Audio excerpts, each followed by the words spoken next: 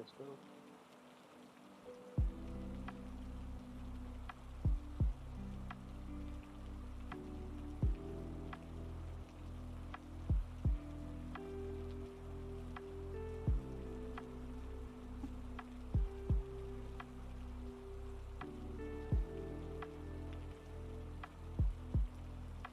Why the order of things are.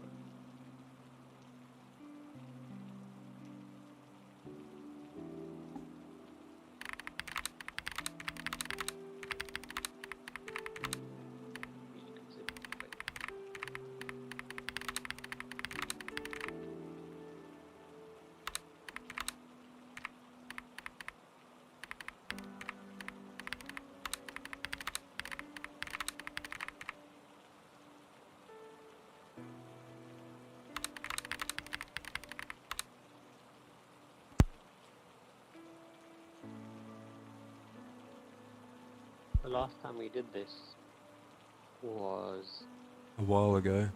And also welcoming everyone who's watching or lurking. it was 2 years ago. Yeah. We were in a stage channel, and I interviewed two authors from England, both of them Holly Black and not Holly Black, Holly something, and I forgot the name of the other one. And we interviewed them on the importance of social media and how you can use social media to build an author platform, or what other platforms might be good to boost your readership and things. Yeah, it's the first reading stream now, don't worry. So, on this one, drip drop, I'm just going to say drip drop. We'll read your work, and then Kage and I will give some feedback on it. From next week, though. Yeah, on stream I'm fanfic. Because it's my writing one. Got it, fanfic. From next week, though, we will invite the authors, so yourself, Winto, and Imbra as well. If you want, Yeah, you can also 20 seconds. with Kage.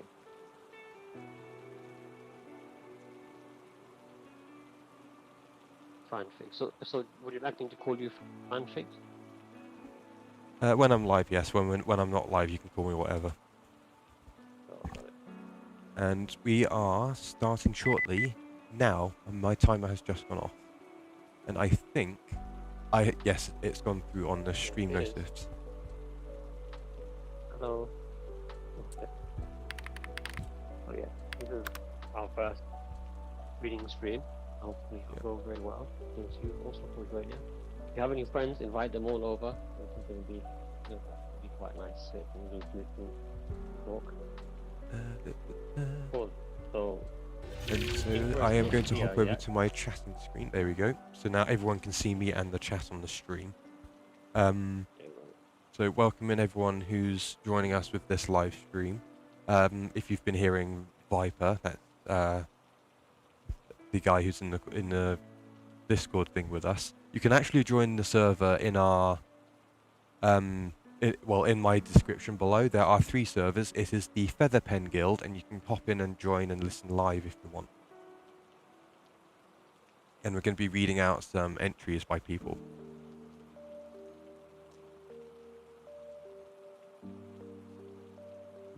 Yeah. So what was it? We're going to read out Imbra's, weren't we? Imbra's not here yet, so we'll start with drips. And then if Imbra's still not here, then we move on to Imbra. Then I'll take some notes to give to Imbra later on. Yeah. So just as an introduction, my name is Viper. I created the Featherpen Guild about 2.5 years ago now. We're basically a creative writing and arts guild, and we mostly foster an environment of motivation and community effort to boost morale and creating creative work. So our motto is "May the ink on the pen forever guide your creative endeavors." And so one way of doing this, a fantastic way of doing this, is to actually talk about the community's pieces of work, read them aloud, share our thoughts, kind of like a book club. And that's kind of what we're going to be doing today, for the reading side, for the writing side.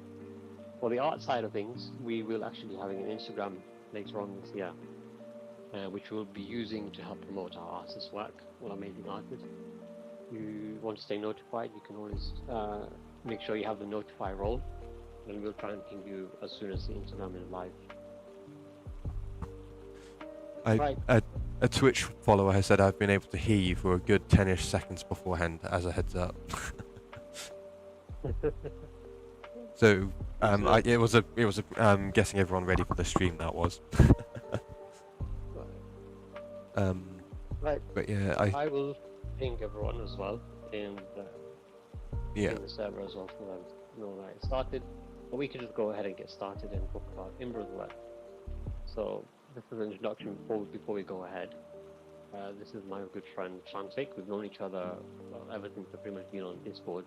Ever since Featherpen was created, really. Yeah. And I think I've been on the server longer than it actually says, because I accidentally left it a while ago. There was an issue with So So I got hacked, wasn't it? And then I came back in February 2022.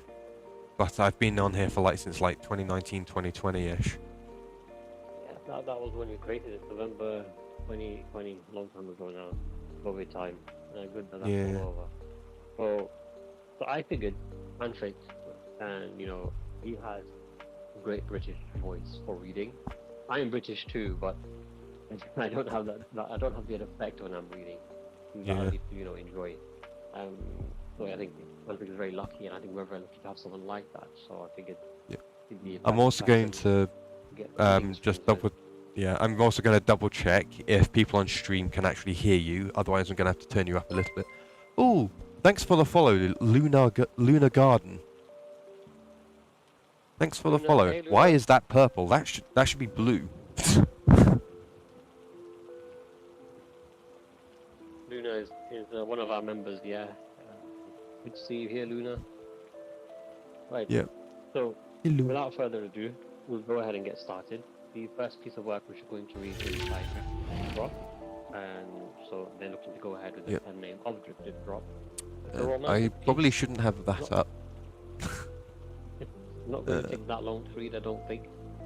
No, They're giving us a short description of Vanya received letters every Sunday. Thanks for following. And there goes my text-to-speech for being followed. Right. Oh, what was I looking for again? J. Here we go. So this is by Drip, was it? Yeah. Yeah, Sunday letters. There we go. Can everyone see what's going on chat on the stream? Just to double check, because I've got the stage up as well with the chat. I might move it down a little. There we go.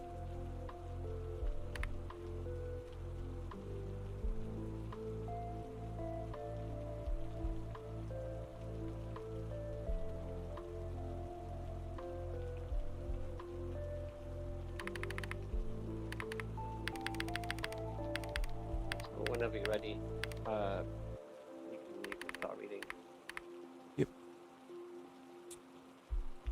I need to bring that up so I can read their comments. Not too used to. That's fine. Yeah, I was checking on my stream as well. That's all. Right. Okay. So we're gonna start reading Drip's Sunday letters. And if anyone wants to, and if anyone wants to find a lo-fi geek playlist that I can put on in the background, feel free to send it through and I'll change the music over. Because I've, for when I turn affiliate, I won't get caught by the music. Anyway, Sunday letters. Every week. Every Sunday of the week. I always waited for it. I'm always excited for it.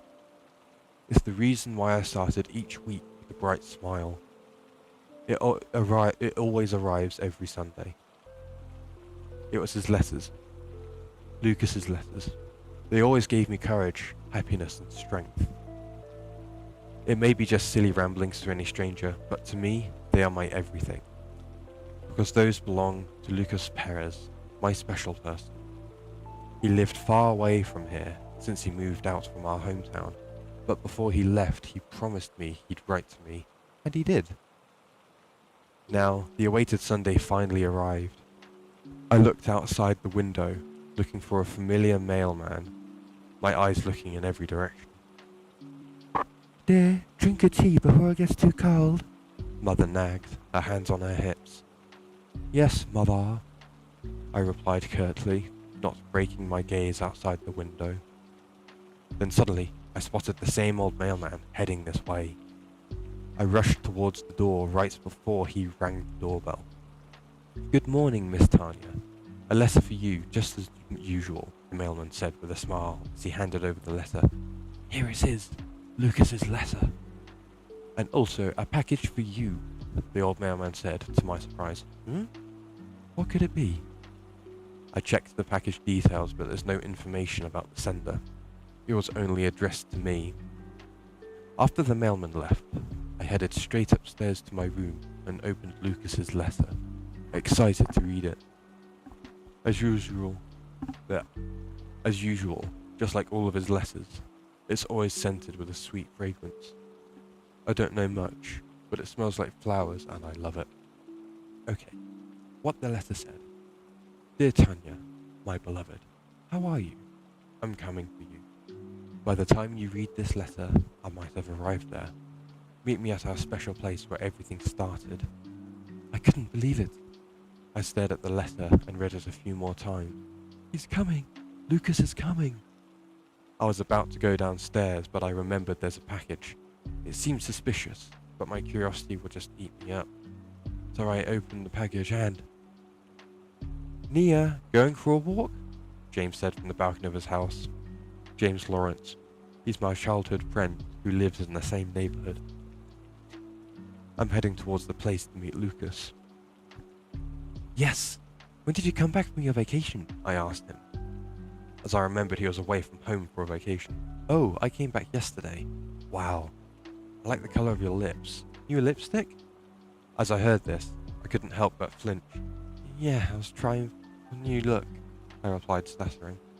"Well, it's a killer look," James said with a smile. "Thanks." I awkwardly smiled back as I hurriedly walked, leaving James behind. I'm trying my best not to remember earlier this morning. I'm finally here. The place where we first met, the place where he took his promise, the place where I last saw him. Now here he is. Lucas stood there. The breeze made the field of purple hyacinths move.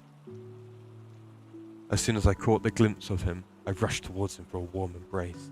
In each other's arms, we stayed still. "I miss you, Tanya," I heard him whisper. If he really did miss me, then why would he do that? I broke free from the hug. "I miss you too, Lucas," I gave him a smile. "Did you enjoy my letters?" Lucas asked with a grin. "Of course I did. I also love the sweet scent that comes along with it. What flower was it?" Then Lucas's grin turned into a smirk. The next words he said caught me off guard. "Nerium oleander." Wait, isn't that? My thoughts were confirmed as I suddenly coughed up blood. That's right, I mixed a poisonous flower to the scent. "I put a little bit in every letter, but it looks like you've reached your limit," he said as I stared at him in disbelief. "But why?" I'm starting to lose my senses. "Why am I trying to kill you? Simple. I caught you kissing that Lawrence punk, and that was the reason why I moved out," Lucas shouted as he laughed maniacally. I can't say that word very well. "Me? Kiss James? Before Lucas moved out?" Then an old memory resurfaced. It was the night that there was a drinking party.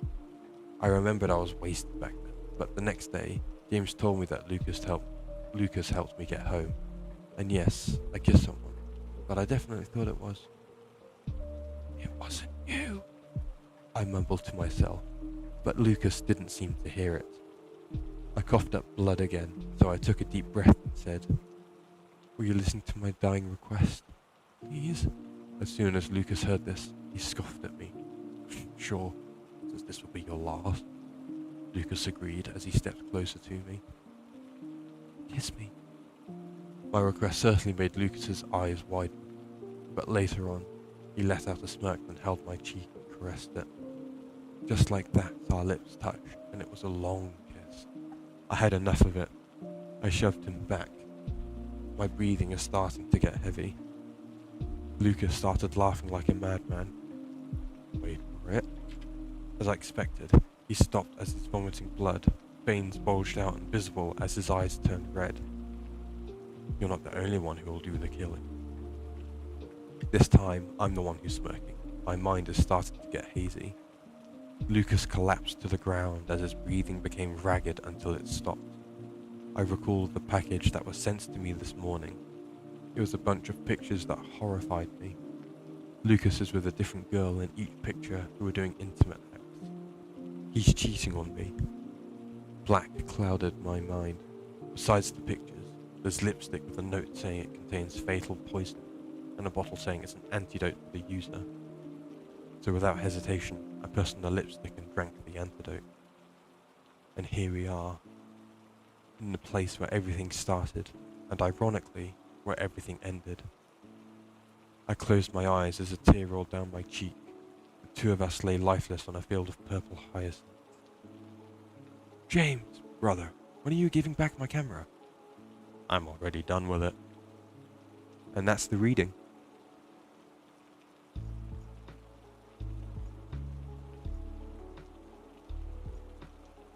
So that is by the user on Discord, Grip Grip Drop. Quite a nice alliteration in that username, I like it. It's a very interesting twist on the romance genre, if I don't say so myself. Now you see why I also like lo-fi, because not only do I focus, it also matches the themes. I really liked that interesting twist. If I had my camera on instead of my PNG tuber, you would have seen my eyes go wide. But yeah. So, Viper's zipped off, I'm guessing? And welcome in everyone who's joining in. I was still here, just muted. Wow, Yeah. that was... that plot twist at the end really got me. It got me very well. It got me a lot. I think overall, in terms of story, in terms of concept, it was very interesting. I think the length really suited the piece. And yeah. I think the formatting, I was a bit unsure what the gap kind of meant. I think it's a time skip. Yeah. Are you talking about the underscore? Yeah, the underscore. Like, yeah, that looks like a time skip. Or like a scene change, because right at the end there's like 2 lines, and it's just like, who are they? Yeah. So I kind of, and I switched back to my normal voice mainly for the voices, because I didn't know how they actually sounded. It'd be funny if I had like an AI speaker for them. And welcome in everyone on voice. Yeah. Every few seconds. Yeah. And and welcome in everyone on Twitch. We're doing a first time opening of live readings on the Featherpen Guild, which you'll find in my recommended Discord servers down below on Twitch. I have forgotten to post them on the live stream on YouTube, but I think there should be a link to the Discord for this event in the description of the stream. And share this around with people as well. So that was not what I expected. Luna Garden didn't expect twist at all. I really like the imagery as well. I think Yeah. the imagery of It's very subtle as well. Although there is that odd enter on the 1, 2, 3, 4, 5th line, where Sunday's just on the next line. Because my head was like, is that another word sentence? Oh no, there's no full stop. I think that's a mistake, so I just continued reading it. On the topic of I actually call it. You first. Go for it. Oh yeah, it's something small. On the topic of some feedback, overall generally really good piece. I think your 2 things that will make this piece really, really stand out to any reader is number 1 is your tense. I'm not sure if you notice this, but I'm not sure if it's done on purpose actually, but I noticed there were moments where your tense changed. You went from past to present, and it happened about 2, 3 times throughout the piece. So I think that's something probably just to keep an eye on. It's not easy. You can easily, when we're writing in the past, in this manner, in the first With person that manner, you habit can easily myself, slip in. I didn't Yeah. I didn't notice that because I have a habit of every now and then slipping up with a certain word because the tense just doesn't fit otherwise. Yeah, yeah. It's very, especially with present participle, it can get very confusing as well. Yeah, which And is the second one, uh, sorry, just continue. The second thing I think is the formatting of the time skips. I personally would like a little bit more from those, I think, because I wasn't, I couldn't, it was, to me it was like comic. It was like, okay, this is a scene, but okay, next scene, but next scene, and it broke up the fluidity a little bit. yeah. So But that said, if you're it's still writing like a very bunch nice. of text, I would put something like, I don't know, because I do hashtags and do that for time skips. If you're looking at the stream, Mm. One way that I kind of indicate the time skip is usually at the top of the document. I will say what a certain style means. So 3 stars would be a passage of time, for example. 1 star would be just a scene change, so it's a current scene happening at the same time, but completely different point of view. Or you could just have at the beginning of each sentence, you could just say, or if, whose point of view it is, depending on your story. Of course, it's your style. Do whatever you like. Say whose point of view it is. You can give a time indication. I'm just someone who likes to follow along when events are happening, which is why I like doing that sort of thing. yeah. And if anyone's looking at the stream right now, I've put a few examples of what I would do for time skips. So there's asterisks, there's like that tilde thing, and then like hashtags. And I actually found a symbol. I can't remember how to get it again, but it's like it's like 3 asterisks in one, like a triangle.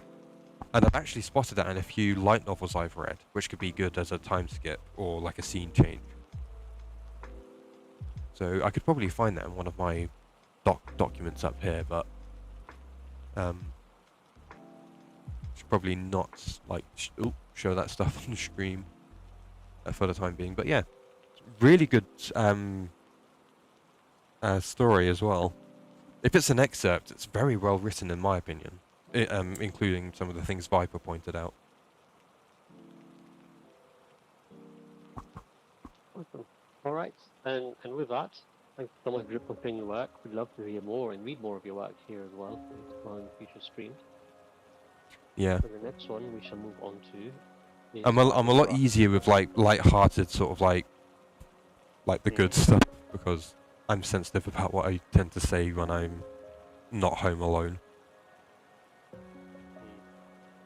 So what I'll That's do the is, yeah. Imbra's piece is a little bit, yeah, there is a little bit longer, but we are a little bit ahead of schedule. So we think we could read about 20 to 25 minutes. So it's up to Fanfic, and I'm going to be taking some notes now to pass over to them later on. Whenever Cool. you're ready, Fanfic. So it was okay. It's not that one, is it? It's let me bring Discord up. So who was next? The one underneath mine, Imbra. Oh, is Imbra here now? There's not, but we'll read it anyway, and I'll take some notes down for him. Okay. So how long is it? 3,000. Okay. So that's going to take a little longer to read over the other one. It's going to be like 3 times longer. Right. So That reminds me, Fanfic. Would you be able to share your screen on the stage channel as well? Oh sure. Hello, Lena. By the way, good to see you here. Hello, Noah. Chip. Actually, Amazing. I can do one better. I don't know if I can actually do it though. Oh, you can't do activities on stages. That's annoying. Yeah. Oh, I was gonna bring up the YouTube stream, but oh well. Screen sharing it is. Right. Where did that? Okay, stage channel. I need to keep that open so I can.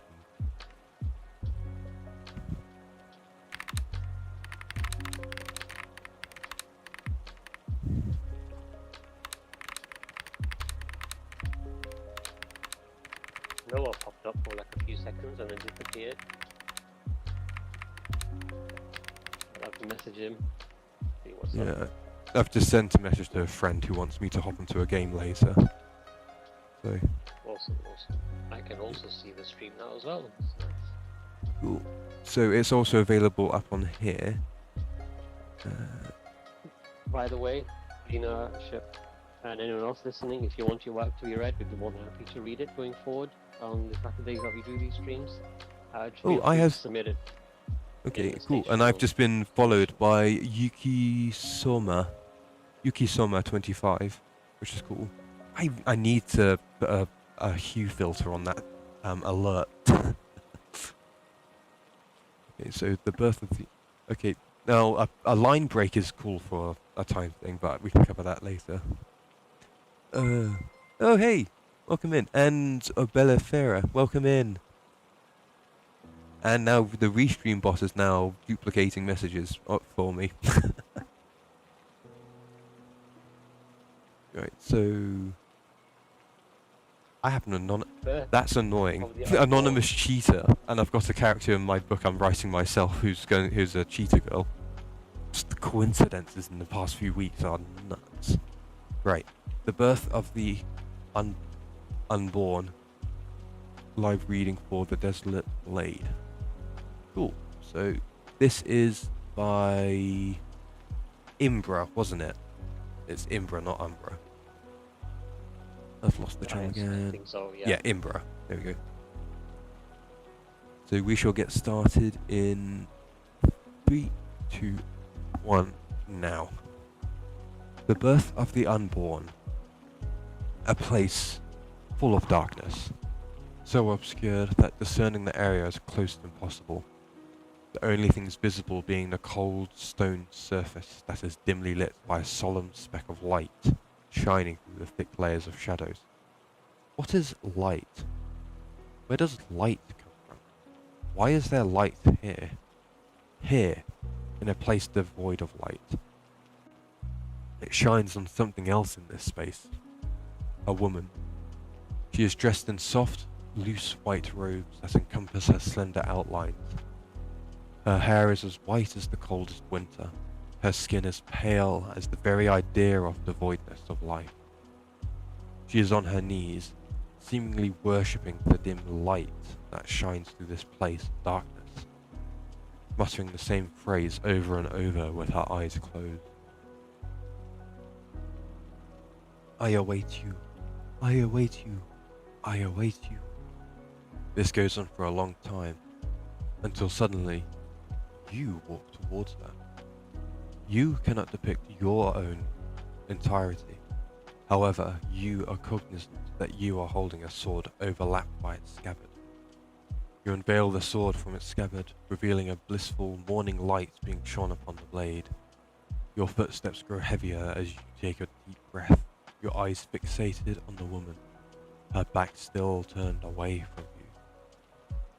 The woman notices your arrival, as her chant strangely differs, and she opens her luminous silver eyes, crying out black tears that taint her pale face.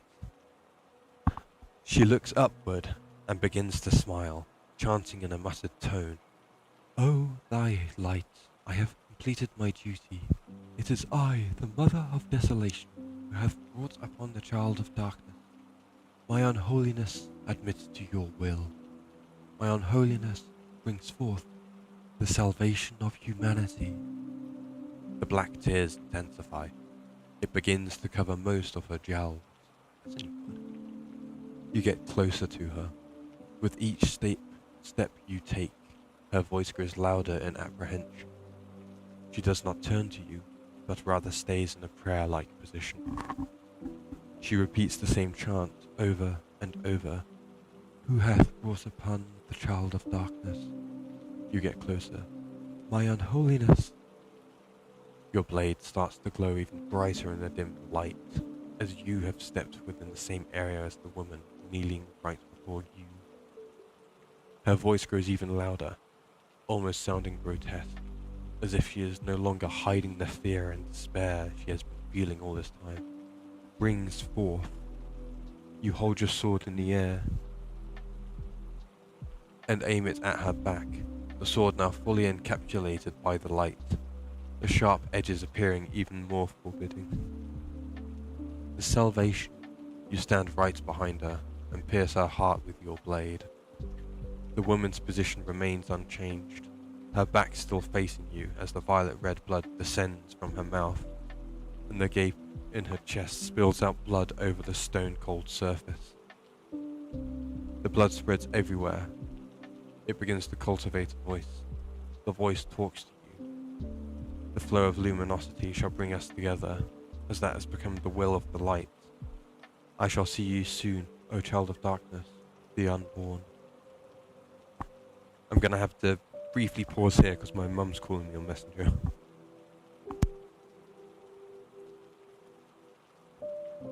Meanwhile, I'll be happy to take some questions. Hi, Quinn. So yes, So this story is by Imbra, and I think so far the description is quite nice to read. Second person stories were not very common. Yes, I love you, Lena. Although I shouldn't be saying that in front of my wife. Hello, Lucky. Where's gone? Yeah, second person stories aren't really that common. Fine. They're mostly in those stories where you choose your own adventure type of stories, I think. Yeah, Kayla does love you too.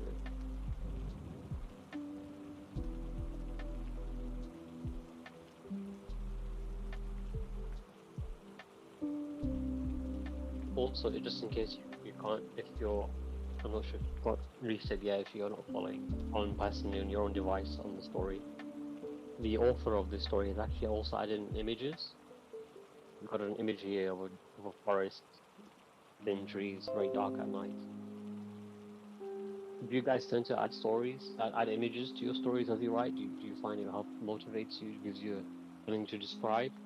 Or do you pull everything out of your imagination?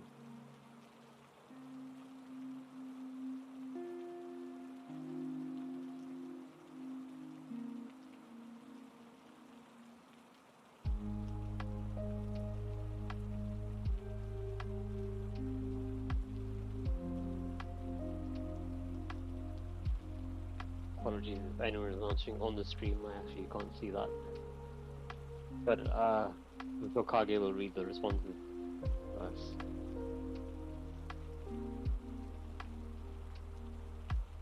Yeah, I said the word describe. Lovely to meet you, Scribe.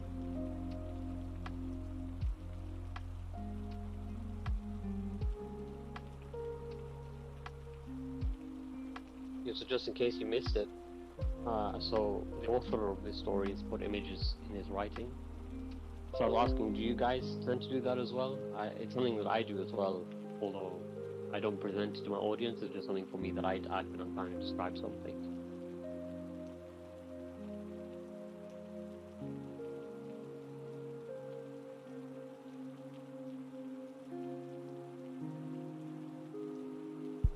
I will be back in just a second. I'm grabbing my dinner.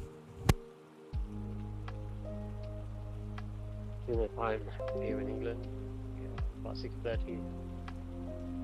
I'm more of a late dinner kind of person, but I'm going out today. In the evening, so I'll have to order some dinner coming in early. This is early for me.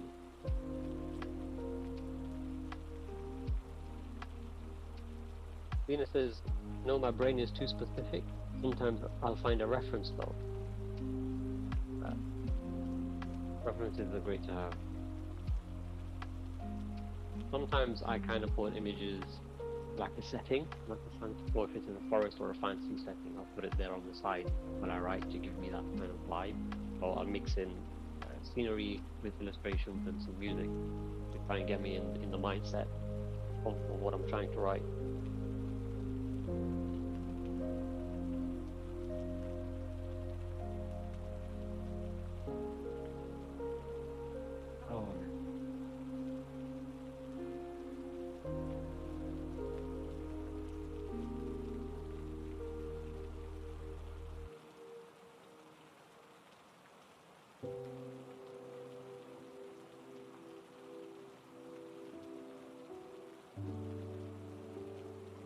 fanfic will be coming back soon.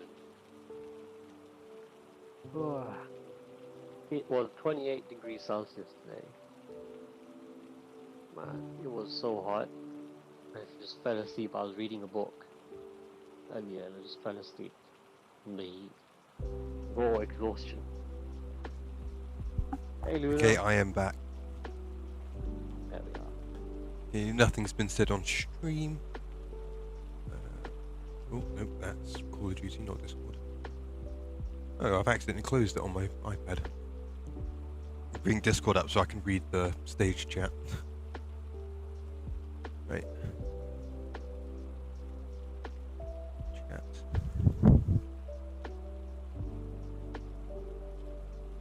Wait, which follower did I miss? Someone said I missed a follower. Anyway.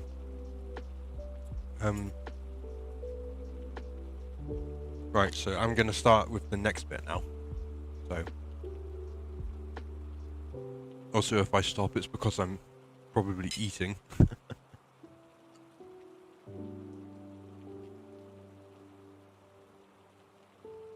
But yeah, 30 Miss Terry, I did miss her. Right. The chilling... Oh, there's bullet pointed. The chilling night air hung heavily over the land of Aradon as the Holy Church's assembly set forth on their solemn march. The moon cast an eerie glow upon the armoured figures, their faces obscured by helmets adorned with sacred symbols. The rhythmic trudge of their footsteps echoed through the darkness, harmonizing with the fervent chants that filled the air. Thy light guide us, worship the divine Trinity. For through the light we shall prevail. Through the light darkness shall disappear. Through the light we shall bring an end to the child of darkness.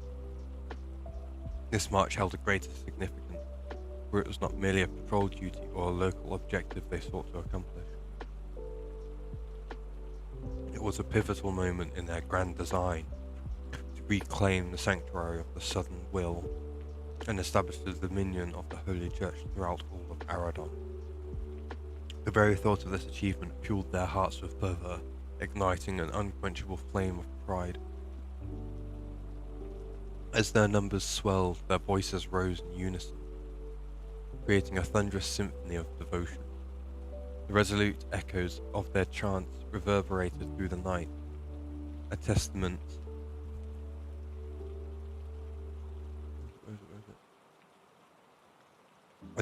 to their unwavering dedication and resolve.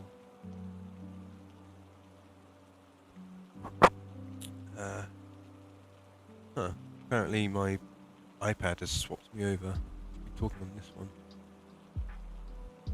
Give me a second. There we go. I don't know why it did that. I was trying to read the chat on my iPad, but it swapped it over. Hello. Hello, fanfic. It's back, yeah.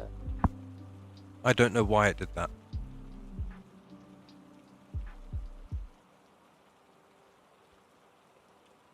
There we go. Awesome. Right. So back to it, I suppose. That was weird. All I tried to do was read the chat of the stage, but I can't seem to do that across multiple devices like you can with normal voice calls. Oh yeah. So we were here, weren't we? Yep. Thy light guide us, worship the divine Trinity. For through the light we shall prevail. Through the light darkness shall disappear. Through the light we shall bring an end to the child of darkness. This march held a greater significance, for it was not... What was that? Oh, that was probably Viper. Sorry about that, yeah, that was background. It was a pivotal moment in their grand design to reclaim the sanctuary of the Southern Will and establish the dominion of the Holy Church throughout all of Aradon. The very thoughts of this achievement fueled their hearts with fervour, igniting an unquenchable flame of pride. As their numbers swelled, their voices rose in unison, creating a thunderous symphony of devotion. The resolute echoes of their chants reverberated through the night, a testament to their unwavering dedication and resolve.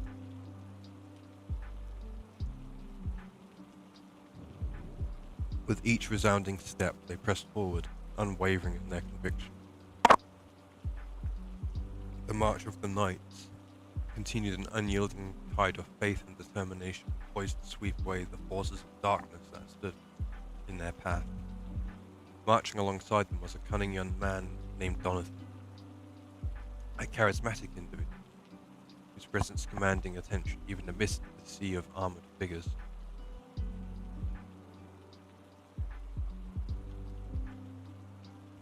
Completely lost where I was.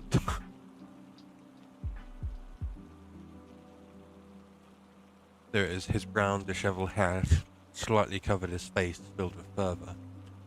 His jade green eyes set dreadfully in their sockets. "We draw near, Serpio," Donathan proclaimed, his words carrying the weight of their final opportunity. "This is our moment, our chance to avenge our dear mother." A steely resolve gleamed in Serpio's eyes as he nodded in agreement. "Indeed, brother, we shall not squander this precious opportunity. Our mother's sacrifice demands nothing less than absolute victory. So it is written, let us skew his heart, tainted by evilness. Dear father will be oh so proud. So it is written." Besides Donathan was another young man named Serpio, who was noticeably shorter than his older brother. He was adorned with a graceful smile that brought a serene contrast to his white silver hair and blue eyes. A very optimistic person, you could say. The two brothers were esteemed members of the Assembly of Eden, the one who governs the 7th Division of the Holy Church, the Sacred Flame, tasked with identifying heresy, enforcing dogma, and maintaining the purity of faith. Ever since the death of their mother, they both decided to live their life to their fullest and center their entirety on the dreams of their parents of becoming esteemed members of the Sacred Flame. Serpio was arguably someone more predicated on the morality practiced by more specifically the Sacred Flames, while Donathan was someone who was known to follow his righteous heart full of good emotions. Slight pause here, that's very hard to read. While the two displayed evident differences, they were inseparable and were, if fought together, a force to be reckoned with. Despite their contrasting appearances, they shared an unbreakable bond as brothers.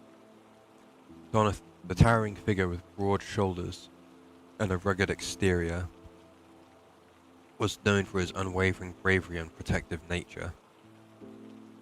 His motivation stemmed from a deep sense of duty to keep his younger brother safe, as if it were his life's purpose.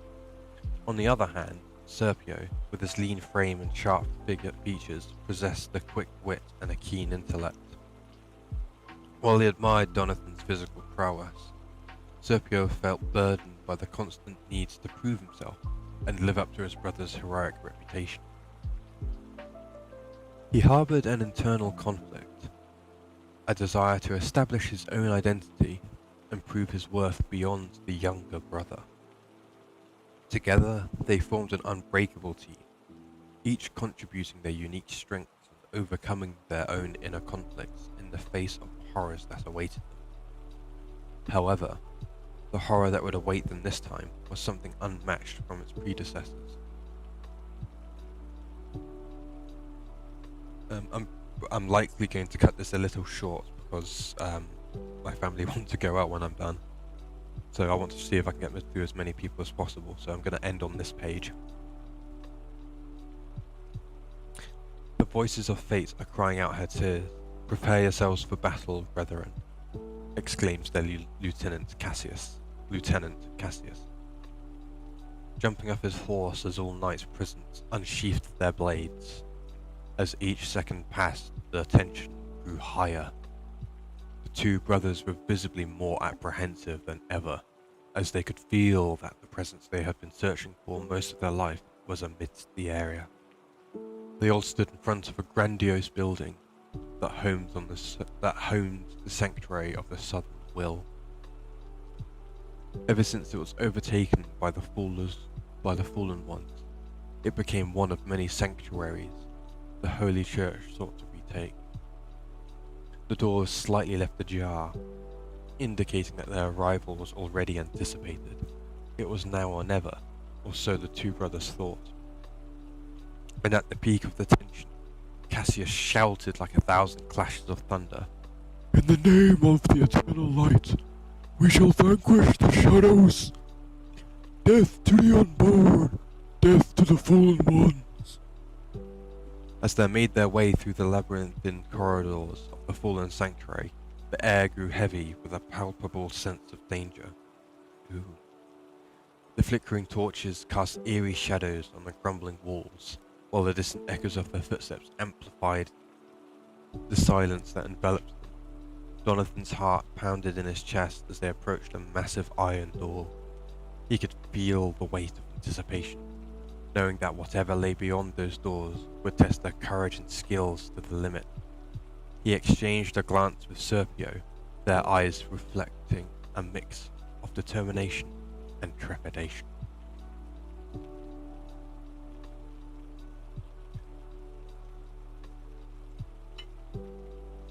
I would like to read more, but I feel like we're probably going to get through only 2 before I have to, like, dip. But they're really good so far. Was there, like, a theme for this one? Because they're all kind of dark. I think everyone just tends to write something dark, right? Which is ironic, because I'm writing something light-hearted, despite the literally trigger warning right as soon as the book starts. Yeah. I don't know what it is with us. We're all just mentally, We're all just like, oh, I'm feeling gloomy. yeah.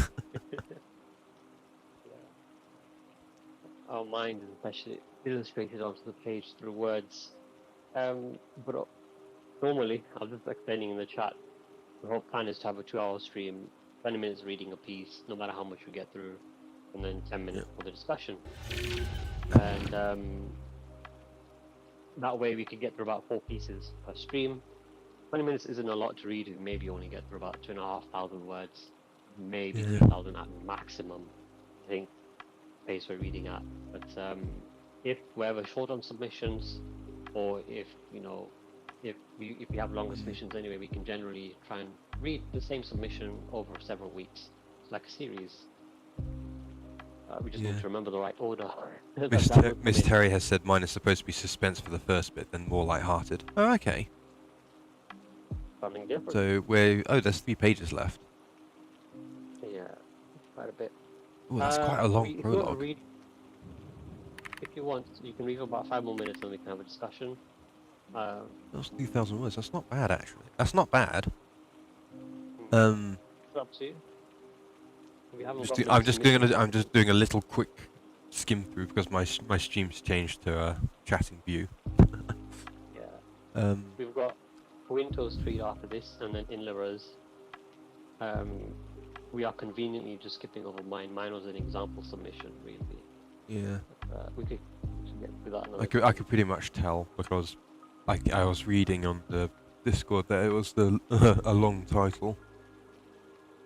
A long entry. So what do you think?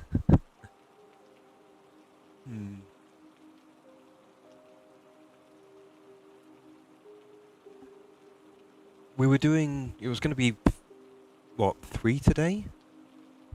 Yeah. Because we had someone submit right as the stream started. Yes. It's up to you. I'll leave the decision in your care. If you want to continue, continue. If not, then just let me know what your thoughts on the piece that we just read. So far, it's really good. It's a shame I kind of stopped it early to see if we can get a thing through. Because I always base how much I can read based on the first thing I read. So like if someone submitted a 3,000 word thing, I'd aim around that. But the first entry was like a 1,000 word, so 2,500 or like 2,000 is the highest I can go because I want to keep it consistent with everyone who enters. Yeah, fair enough. Perfect. In that case, let's talk about the piece. I think the most striking thing for me was the description and his build-up in the description. For me, I think I found that to be the greatest strength. Mm. How about you? I think it was quite good. I love the second-person view. I really wasn't expecting that. Because the moment I saw the word "you," I was just, my brain immediately went, "Driver San Francisco," because in that game there is a second-person level where you're the views of a van chasing the main your vehicle. Yes, I remember that game. Not as good as the old drivers. No, it's probably the only one that was really good, like out of all of them. It But was very they just decided to like, nah, we're not letting anyone play this anymore. Hmm. What else? What else do you think was good about this piece? What do you think jumped out at you while you were reading it? Which apart from the like how sudden, like if I bring it up, like how sudden this. Ooh, that's a bit too close. Like the suddenness of the second person. What was interesting is how religious it felt, because it's like chanting, prayers, all that sort of stuff. And then I look at these images, and it's like the image is cool, but the bullet pointed thing kind of felt like it was pulling away from the story a little. Yeah.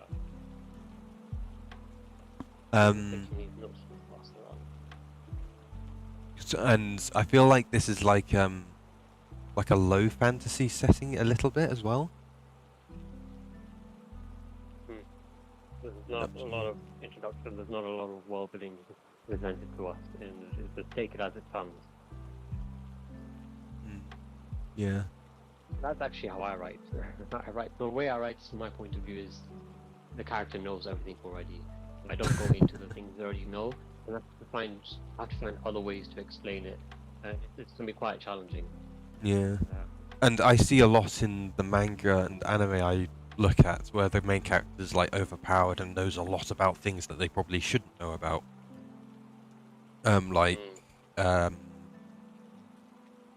What's that one? The guy that how a realist rebuilt the kingdom. That one. Then you've got Rimuru, who like builds a monster village into a monster city. What was the other one? There's a bunch of other ones where it's just like people coming in, and they just know things. Oh, that's it. Release that witch is one. But I kind of like. I like the ones where it's like they don't really know much. So like they try to go. I think it included this, or I think it included that. I like those sorts of ones where they learn at the same time as the others when they're trying to present their idea. Yes, yeah. That's also very common, very easy to do from a writing perspective as well. It's like, what does this do? What's that? What's this? And you have characters that their exposition purposes. Like it's very common in movies. I think more than in books. You have one character that just says everything you need to know. Yeah, 13 Miss Terry, or what do you say it's Inera, I want released it which as an animation it's good. If you're looking at the like proper anime style version of it, they've actually had backlash from its readers because they wanted to go to the original art design from the light novel version, and they got so much backlash from that. Because in that one, he's a bit more. Because in that version, he's a lot more unsure about what he's saying, whereas in the manga adaptation, it's all what's it? Whereas in the manga adaptation, it's just like, oh, he knows this, he knows that. Like, I like the series because of how unique they twist the magic, but yeah. Okay. It's not confident, but yeah. So, sorry for the little ramble segment there. Right, welcome to the Right. chat. Here we Should we move on to Winter's story? Yep. This one is called Phonetic 1 Infiltration Part 1. And the blurb Okay, I can that probably get through Winter's all of given- that Yeah. this time. Nope, I clicked the wrong thing there. And is everyone okay with the music, or would they like me to find a different playlist? Because there's another one I can bring up.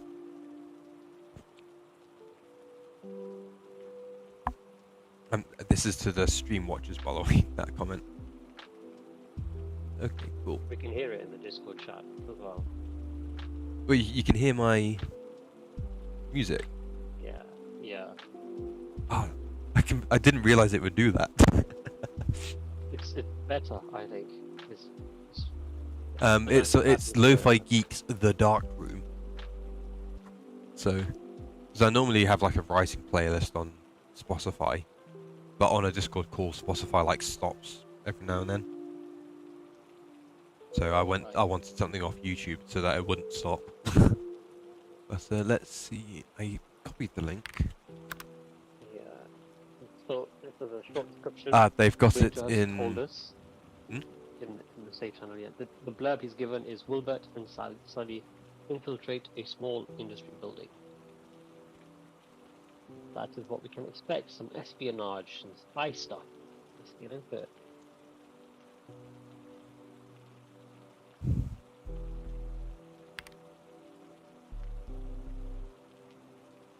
Cool. Okay, I've got it set up now. We'll go to save event.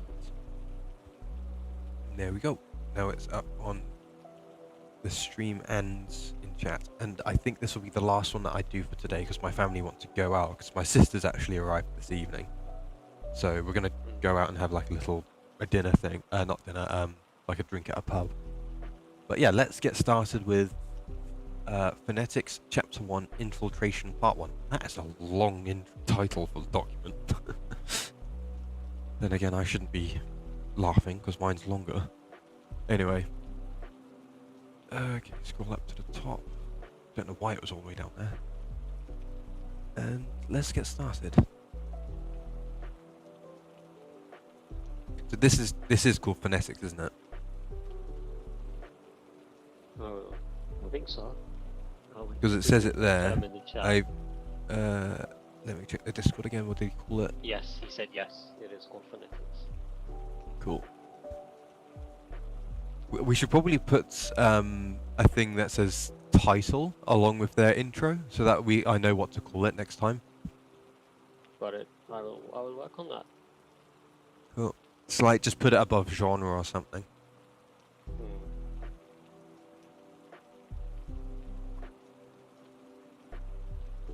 So I think maximum per entry I can read about maximum 3,000 words. Because otherwise it just takes up the whole stream. Anyway, but we can read it in parts if that's what people want per stream. So Quinto is doing. Best for the community as time goes. The more feedback we get, the better we can improve your experience. Yeah. Oops, someone dipped from the audience. Don't know who though. Right, Quinto doing Phonetics Chapter 1. There I was, crouched behind the corner of a wall, unable to quell my tension.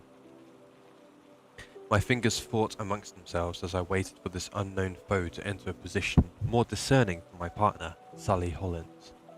My sanity strained against my thoughts as I couldn't help but quietly push her to give me a more comforting response.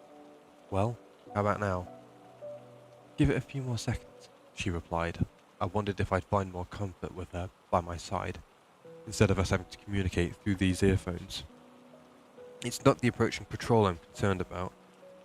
I've dealt with those types countless times before. What does he have on my toes, however, are the immeasurable levels of risk that can accompany even the slightest of errors in our actions tonight. This may not be an official mission, but this is our mission. Get ready. The heat signature is approximately 17 meters from your current position, Sully informed me. Almost instantly my instincts kicked in, and all my senses honed in on the current objective. I noticed an impression of distress that sounded from Sully. And while I could predict her next words, I was not in the mood to listen. Will, are you sure about this? There's still time to turn back and— What's their position now? I interrupted, taking note of the sigh she emitted. The atmosphere suddenly felt as though it had deafened, and I now found myself a little irked, but that did nothing to divert my attention. In that moment of stillness, I heard her affirm my ability to advance, and so I did. Swiftly, I leaped from my cover and grabbed the patroller's face to then swing my knee into their chest. During their moment of bewilderment, I brought my elbow down onto their nape with enough force to knock them unconscious. Any possible tension that coursed through my body had surely diminished from the sight of my adrenaline. Is there anyone else? I asked Sully. I noticed I was a little short of breath, likely from the guilt that I just beat a civilian, something I hadn't done in quite some time. Negative, you're clear. Okay. Oop.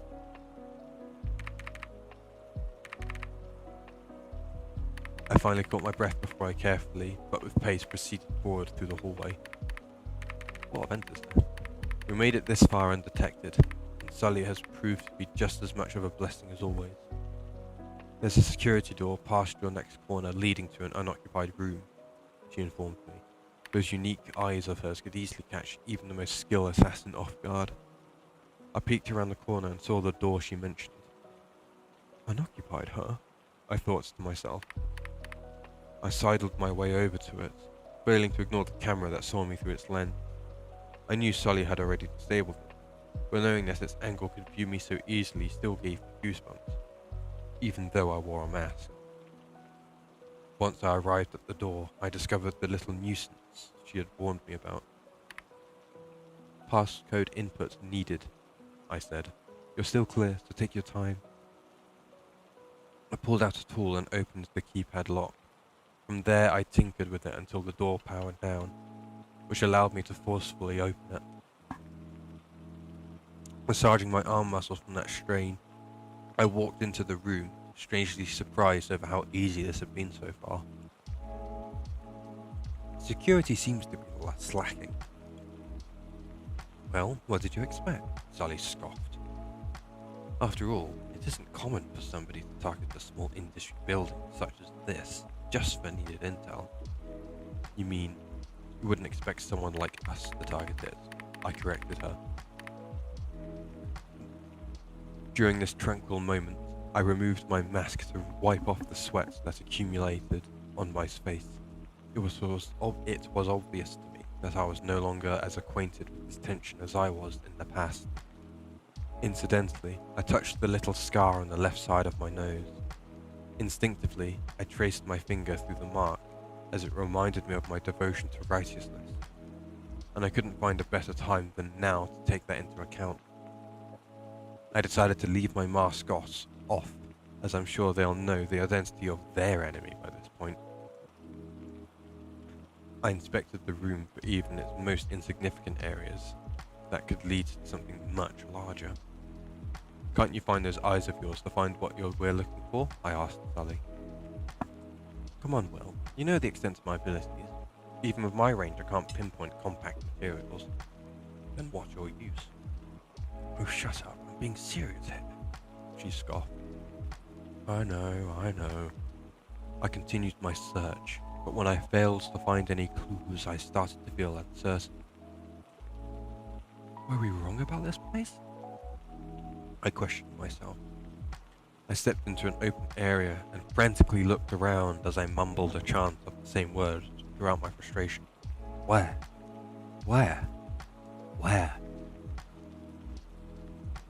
I could feel myself disregarding the stealth I had maintained so far as my steps became heavier. But this inept action of mine would prove to be the key I needed, as I heard a faint thud on the floor near me. I gave it a little stomp and confirmed my suspicion. I fell to my knees and pushed my ear against the floor tile. Something up? Sully asked. She might not be in the room, but I knew she could see me. I'm guessing you see nothing under here? I'm assuming you want me to come in closer? That'd be well appreciated. What would you do without me? With her on the way, I leaned up, slipped a finger under the floor tile, and took note of its frailness, yet overall normal behaviour. There was no rush for now though. This was only my attempt to bide time as I waited for my partner's evaluation. Sully and I have had quite the history together. That, along with our past treatment from others, has escalated our present decision massively. I'm outside on the wall. Let me take a closer look now, she told me. Knowing she was using those unique eyes again made me feel as though nothing can catch me by surprise, at least while I'm under her watch. There's a facility directly below you, she continued. Excuse me. Looks to be around 4,000 feet or so. Then that's where we want to be. Understood. I'll take the front door then. I always found myself admiring her audaciousness, even when she concealed her fears with it. I've always felt as though her ability to see things far beyond normal human capacity matched her as a person as well. She was always good at observing others' emotions, and now she can observe their actions without them ever noticing. I looked at my hand and had a brief reflection of my past. Instantly my thoughts were flooded with both doubt and remorse. Can I really do this? She may have her power, but mine, would I even still want it? Sally's arrival brought me back into reality. It was a shame how often I lose focus now. My past self would think of me as an imposter. Then again, I was an ignorant adjutant back then.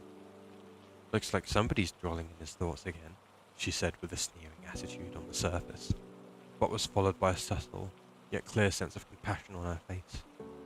We can act like snobbish bastards when we want, but we truly understood each other's sorrows and the importance of what we're doing tonight.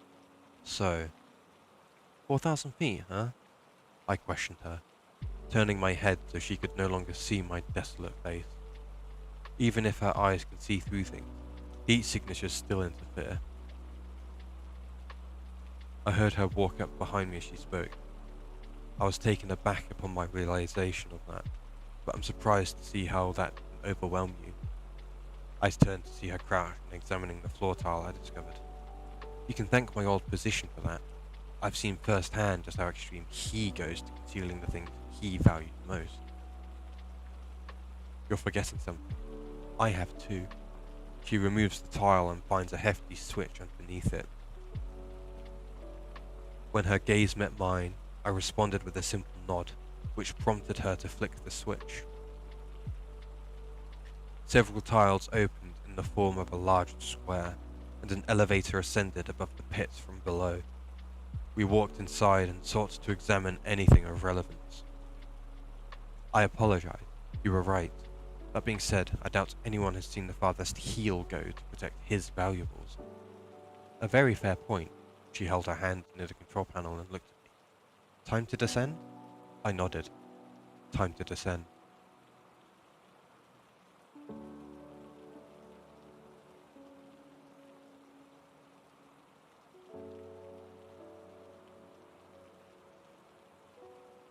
Wow. I have to say, Winter, that piece, compared to what I've read from your work so far, I think it was really, really well written. I think you've It's included very well written, and a it lot. sounds like a world of like metahumans or something, because it's unique eyes, and he's thinking about his power. I'm thinking there's like some sort of superhuman, metahuman sort of twist to this world, and it's like semi-apocalyptic in a sense that I can feel. It's very well written as well, and I know it's a Yeah. formatting thing, but I struggle with the some of the big paragraphs when it's not justified both sides. Also, there was Yeah. I don't know if anyone else noticed it on theirs, but on here there's a big gap of just like enters. I And was it's, following on from the stream, yeah, so I saw that. yeah. But What do you think of the overall storyline, fanfic? I think it makes me want to read it. Yes. It's interesting how it's called phonetics as well. Like, is there like some sort of lore behind the title? Is there things that I don't know about yet? Makes me want to learn more. It is. And it's very well written. I think there are one or two sentences that I sort of messed up on. That's what I felt. And there was one that really caught me off guard. Where is it? We can act like snobbish bastards when we want. That really caught me off guard when my eyes looked at that line. You must have heard it. Sudden swear. It's like no swear words at all in the rest of the piece. Nope, which is good. Rayla, can you hear us all right now, or are you listening from the Twitch? Bring this writer back for more. Who else? I'm reading my chat. Ah, yes, Open Mic from Emperor of Finland, one of my moderators and a long-time Twitch friend on like multiple chats. I'm so close to 200. Yeah, by all means, Ooh, everyone. thanks for the follow. Give fanfic a follow. I know I will as soon as I log into Twitch. It's been a while. We are hoping to do this every week. There are some weeks potentially where we won't be able to do this. There might be some weeks where I might not be able to like feel motivated to do it, but we can call those like offline weeks or something. But we can work something out. I think we also have a plan to hold some more of your streams, but in the weekdays, right? But not on the server, so on Twitch directly. Yeah, I stream to Twitch and YouTube simultaneously because I hate what Twitch have done, where you only have a week to get your VOD or your video on demand transitioned over to YouTube, and I forget to do that a lot. So, and it's against the rules as affiliate, but I don't care because YouTube's much better at handling streams than Twitch is. You can get away with it right now, maybe not in the future. So Luna's asking if I'm recruiting readers, and if you are interested in reading, yes, I would be very interested in hearing from you. You know, especially since I myself am going through a very busy period this summer, so I'm not going to be available until August. July, I'm busy in July, basically. So if we have more readers, if you're more than happy to if you're confident enough to read the work, you could have like a temporary, you could have like a temporary recruitment channel, couldn't you? Yeah. You all can read if you want to. You can read your own works if you want. With us. Yeah. Because that way we can listen to how you say everything. Because I've been reading things the way that I write my work. Yeah. No, we've only done like an hour and like 15 minutes. Yeah. My stream says an hour 21, but that's an extra 10 minutes on top. We do want to hold them for about 2 hours, so 6 p.m. to 8 p.m. British time, which would be the Eastern American equivalent of 1 p.m. to 3 p.m.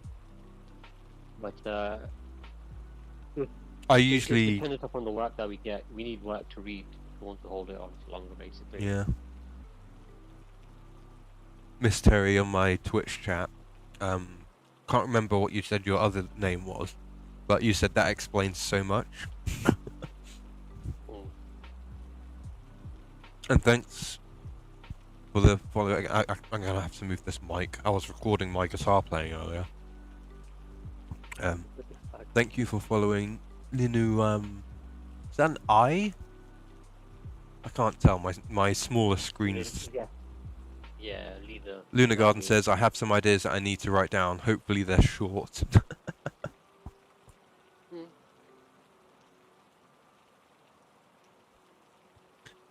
Quinto has said Cage McPasta. Or Kage McPasta. Yeah. thank you so much as well for your time, Fanfic. Uh, I know you're quite a busy guy as well, so this is amazing that you can actually do this for us. And I Yeah. hope everyone else enjoyed the stream. In It is a bit early.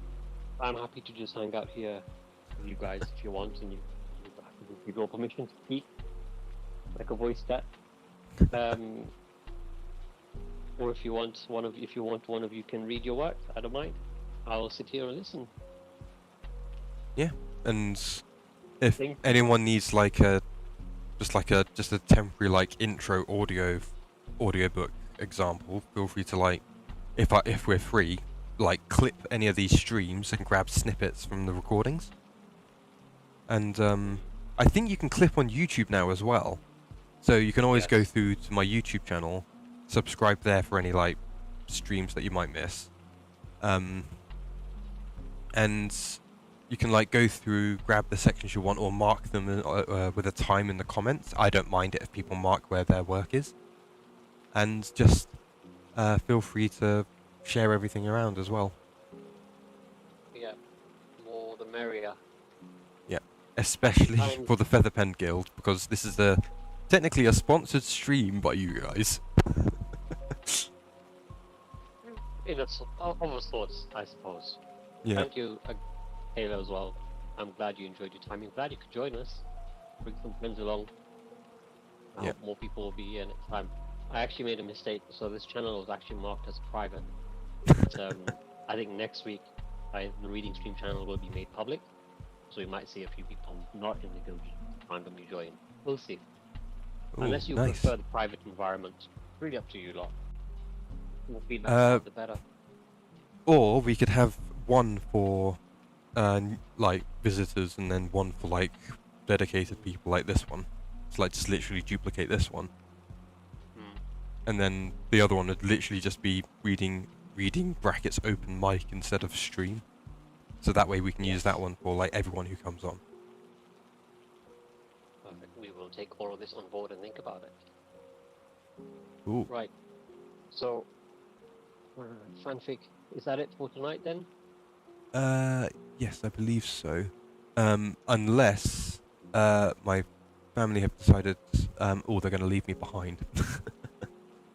I'm just quickly going to check if the car's left, and then I'll pop back in and something. Desperate times. Yeah. So I'm just quickly going to check if the car's there, and then I'm going to come back.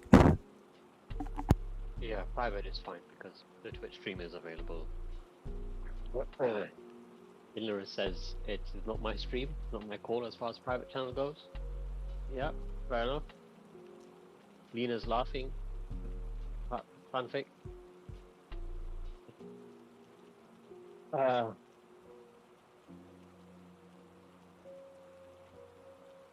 That's it. Fun fact, I can't sing. Oh yeah, I like to tease people a lot. So the only place I sing actually is in the shower by myself. You're in luck. They've gone. Yeah, there we go then. So we've potentially got what, time for one more? Yeah. Let's do Lord Indorus. I think that'll be a good one to do. Forget mine. Mine's not important. So I might not get through again. I might not get through all of it, but yeah. Let me get it set up. And meanwhile, if you have work that you want us to read online on the stream, Ooh, that's gonna maybe you will read. That's gonna be a little hard to read from his. That's Indorus. Yeah. You should, by all means, put your work in the reading stream channel, the page channel submissions in the Discord server, and that's where we pull the documents from. Any work that we don't finish in one stream, we'll put a marker and try and finish her off in the next week. The paragraphs are very big. I would recommend splitting those up. This is like pre-reading, because my brain can't process like the right side when it's like not aligned. Because on my Kindle, all of my paragraphs are aligned both sides. I do indents. Yeah, Lena, because yes, I'm used to absolutely. reading, because I'm used to the books being like that, and when it's like that, that's oh, one thing you could do is you can select all of the text for each part, and then up at the top there should be an option that's like spacing, and you can put space after paragraph, and that makes it easier to read the big paragraphs for me. Hmm. Because when they're close like this, it's like notepad. You're gonna hate my formatting if you hate this. It's not that I hate it; it's just that I can't read it. Yeah. Like my You. brain just goes text. It doesn't go, okay, there's Yeah. paragraph, there's a line, there's a paragraph, there's a smaller paragraph. There's something Yeah. about text with arrow brackets. What are those Ira, called do you again? think you could Rating letter. you could edit the document just a bit, put a few enters in after the paragraphs? You can Or actually, can you you can want me to do select that? all of them. If I bring up my one, so if I hop over to social, or is it my writing one? Double checking which one's got a bigger screen. Yeah, it's my writing one's got a bigger screen. So on my one, there's a little option up here beside the checklists called line and paragraph spacing. There's an add space after paragraph option, which should be helpful.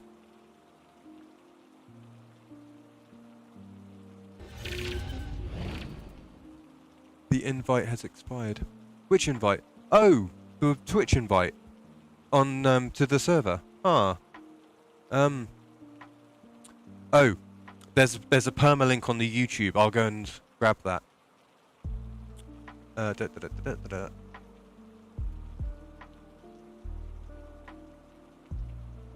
I'm suddenly gonna.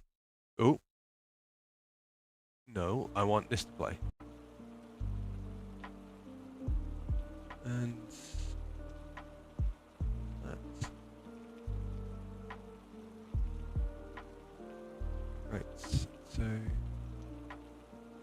I need to set this up as a command actually. So I'm quickly just gonna. This is really dumb with me doing this on stream, but I'm gonna add I'm gonna call it exclamation mark FPG or Featherpen Guild. If anyone's got another idea for like a command that I can add, just let me know.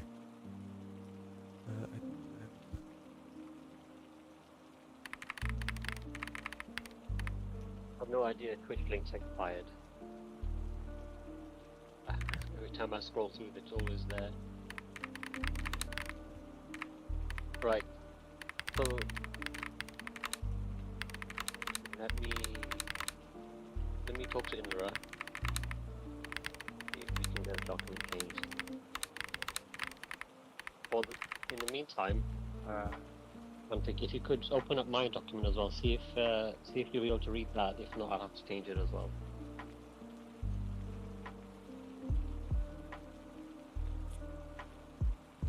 Activate command, and I think I can add in advance.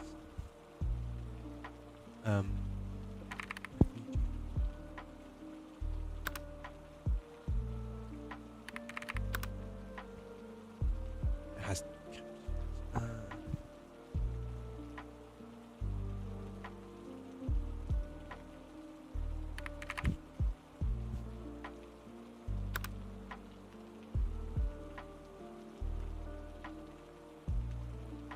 Chaotic, yeah. Ship was one of the most chaotic people in the server. Used to be. But we don't know what happened to that ship. No one's gonna know. There we go. So, oh, it's lowercase. Oh well. But that is there is now a Featherpen command which can also be triggered. There you go. So people can now hop onto the server, and that should be a permalink.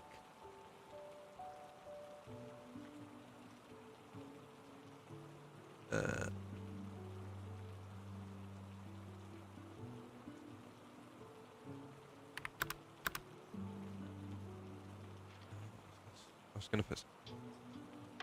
So just to confirm, fanfic.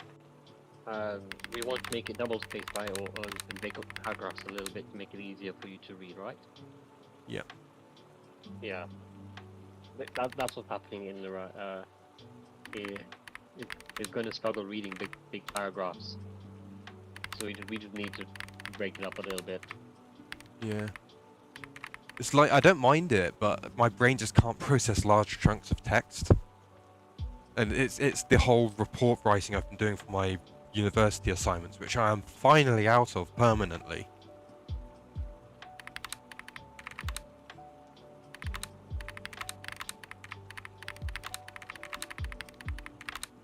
No problem. And I have updated my all commands command as well. So it now.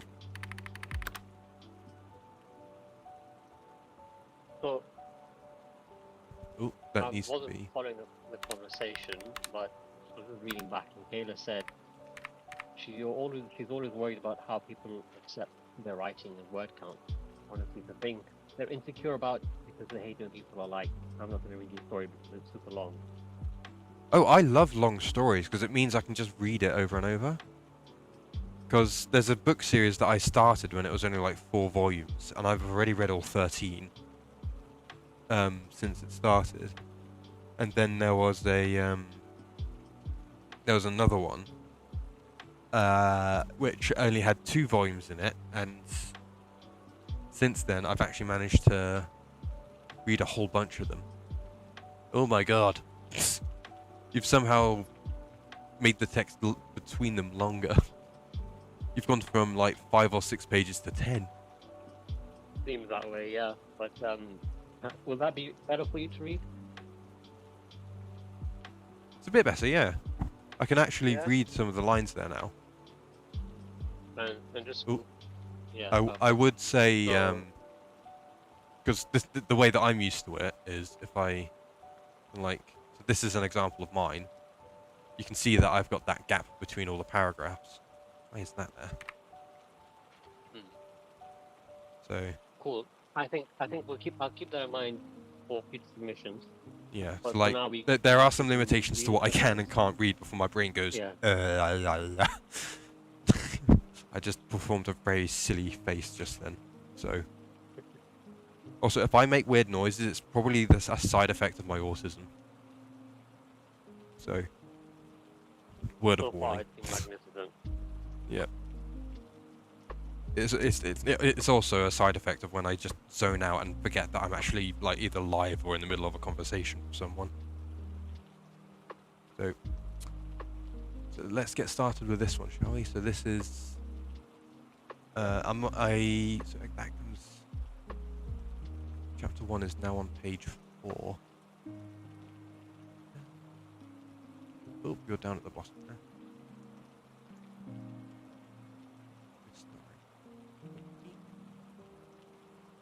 So I head back to Discord now. Just a bit of background. So Indra has given us a bit of information. So so far they've said this is the runaway and the adventurer, 2 different characters, are meeting here. Cool. And it's an adventure story, and about 3,000 words long. It's the first 2 chapters of their piece. Their pen name, we have a half paperwork from them, is going to be Miss Starry 13.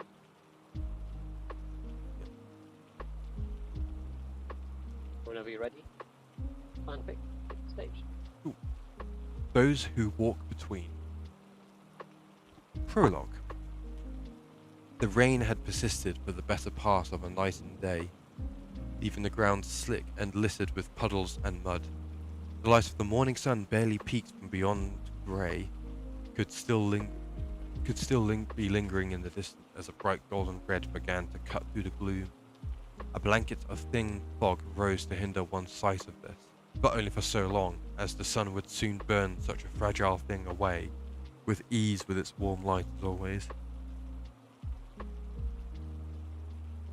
From the lingering drops of rainwater still hanging high up on anything they touched, would either fall to join others in the mud below or evaporate to start the cycle of rain anew. Animals would shake moisture from fur and feather as they trudged to find their next meal. Farmers would be well awake and already tilling the ground while soft and tending to their next yield of crops, and travellers would be debating the loss of waiting a little longer to leave for fear of their feet and mounts slipping or their carts getting stuck in the muddy aftermath of such heavy rain. He had no hesitation about leaving. He had to. Mud splashed beneath his feet as he ran, feet in sinking where the ground was still too soft to stand, covering his shoes with wet earth, soaking his socks clean through till they were as chilled as the rest of his now tired body. He leaned for a moment against the tree, still clutching at his arm hanging limply at his side, as his now muddied tail did behind him. Ooh. Golden brown eyes looked longingly at the sky for a moment of hope, only to be dashed as he heard hooves rumbling behind him and shouts in the distance. A flash in his eye and he could see them through the trees just as they were leaving the road. One of them stopped, holding up a piece of torn green silk lined in gold. He then checked his own robe subconsciously, searching among the rips and tears as he realized what had happened. With a curse, he forced himself to keep going, legs screaming at having to work so hard again after such a short rest. His arm garnered more attention as he forced it to move so he could reach his belt and tear the now ruined outer layer of his clothing off, abandoning it to the mercy of the woods, as well as anything else he could think of to lighten himself, which left a small line of things trailing behind him before he quickly changed directions and frantically searched for a way out. Hurry! Hurry! We cannot be fair! The voices cried out as they came closer. The king will be furious if he escapes us. My commander, is that not his own outer robe abandoned? Yes, you are correct. Separate and make yourselves as a net. We must not fail to catch him.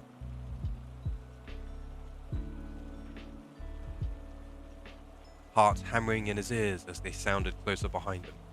The flashing of polished metal in the early sun as three black-furred Venera beastmen monkeys in padded armor, lined in the black and gold armor over dark-coloured finery, carrying swords and bows at their sides, rode out atop equally impressive snowy white horses, saddled and harnessed in fine leather and armor, befitting none other than the royal guard. Each of these guards spread out, long tails wrapped tightly at their waists like furry belts. A single long yellow feather in their helms waved behind them as they moved, keen eyes beneath fang-masked helmets resembling more feral forms. He chanced to glance back as they came in sight, seeing the route too late as he tripped his already unkept fur. His already unkept fur becoming matted with mud where it touched him, his legs freezing up on him as his heart seemed to pound louder. Eyes flashed as he tripped over an outcropping under a tree root. A large pair of rabbits darting out as they caught sight of him, kicking up mud behind him. He shoved himself into the small shelter, forcing his breath to slow and quiet as best he could, if only for a moment. Above him, he heard hoofbeats and the snort of a horse dispelling water from its nose, heaving from the hard run it had to endure to catch its master's quarry. He held his hands to his mouth, pulling in as close as he could to hide from the piercing eyes above him, a silent prayer flooding his thoughts as he tried to cut through the pain and fear enough to figure out a means of escape. The horse stopped, a sound of heavy armor dismounting as the rider moved just steps away from his unnoticed prize, kneeling to examine something on the ground. Clouds above grew darker as thicker clouds rolled in, bringing the rain down even harder. The horse snorted, shaking water from its head uncomfortably, and pawing the ground almost as if in question. The guard took notice, turning to stand and tend to the beast just as his eyes landed on a spot at the base of overgrown roots, Huh? Huh? Lord! My lord, he is here! He panicked, a surge of magic coursing through him as he darted out of his hiding place. Mind racing through the spells he knew, but not settling on any of them clearly. The final straw being what he felt when he felt a hand wrapped around his injured arm. A scream cut through the fog as lightning flashed and thunder roared, almost like an injured animal. Yeah. He didn't know what spell he had managed to cast, but he felt the energy lead his body on a panicked command. He saw the royal guard flinch away in fear as arcane power touched him. Felt a rush of air around him, and he knew. The poor runaway knew that once the others arrived, there'd be nothing there for them to find. As his vision blurred and turned white, he was gone. He tumbled. He didn't know where or how. He felt light as air for a brief moment before the ground seemed to rise to meet his now numb body. Even without thinking about it, he knew his magic had taken him somewhere, and due to how much he was now suffering, the effects of a burnout. Even without the rain falling around him, or his injuries, such a thing, if left untreated, could cause rapid deterioration to his health. But given the circumstances, there was nothing he could do about it.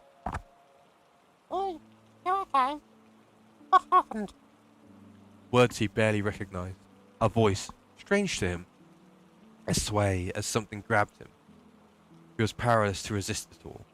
In his hazed mind, he already knew teleportation spells don't usually have very far distances, no matter the caster. As evidenced by the rain, this was no exception. Whoever had found him would certainly call someone, followed by someone else. Word would reach the guard, and if he next awoke, he would be taken to the palace without question, and any chance to escape again would be gone like smoke. I guess I didn't run far enough, he slurred, as white vision turned gold, and then silent, restful black. I can't even put a comment there. So the next bit's chapter 1. Just a brief pause. I'd like to say that there's a lot of sentences in there that either need to be split up or have commas put in, because I'm finding them hard to read as well. Like, it's easier to read, but they're still a bit hard to read. So if you ask, like, on the Discord, it'd be much easier to get feedback on how to format it correctly, so it's easier for people to read it and things.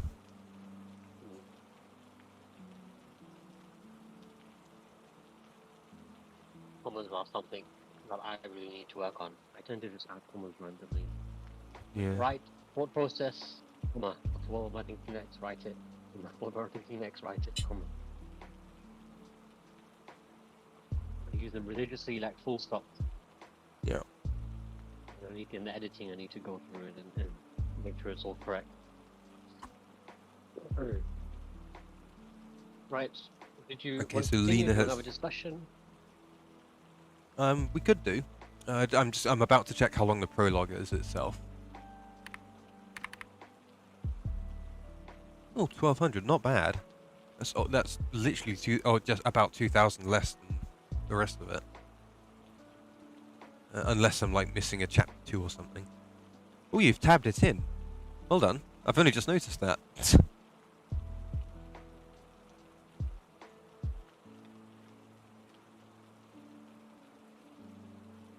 Well, I like this format you're doing for some of the words as well. For some of the dialogue line, make it quite different. It does stand out. Yeah. I also enjoy that in Yeah. stories. Because like there's one here which is I wish I knew what font that was. If you want to be consistent with different people with languages, I would use the same font for the same like area, maybe. So, like if this is the people from the area, and then they cast the spell, I'd make it the same font down here, just to show that they're linked, and make sure that it shows up enough. And because of the books that I've read, your little more than, less than things around your words make me think, is he thinking? Is he projecting telepathically? Because a lot of the books I read use those for telepathy, with a mix of italics and not italics, depending on which I read.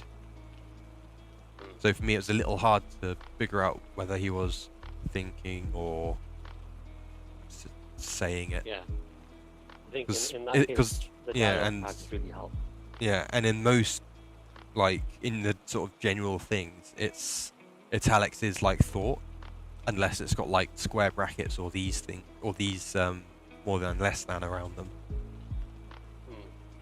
So those are the formatting things that I think can change over time with our personal preferences. Yeah, because in Um, because I think I've actually labelled it on mine, but like if anyone reads the actual document, I've put speaking here, and then I haven't marked it with the quotations, but I've put italics as thought.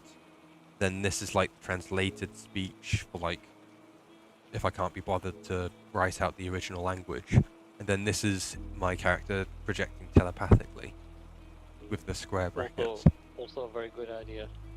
So let's talk about the actual events of the story so far. It's very wait, mysterious. I find it very mysterious. Hold on, Inler, can you not hear us? I don't know if Inler can actually hear us. Yes, there is a strong mystery element of it. I feel like Oh, I they like can the hear us, but they're a little lost. Can you tell us where Got it. you got lost, and then we can tell you what we're going on about?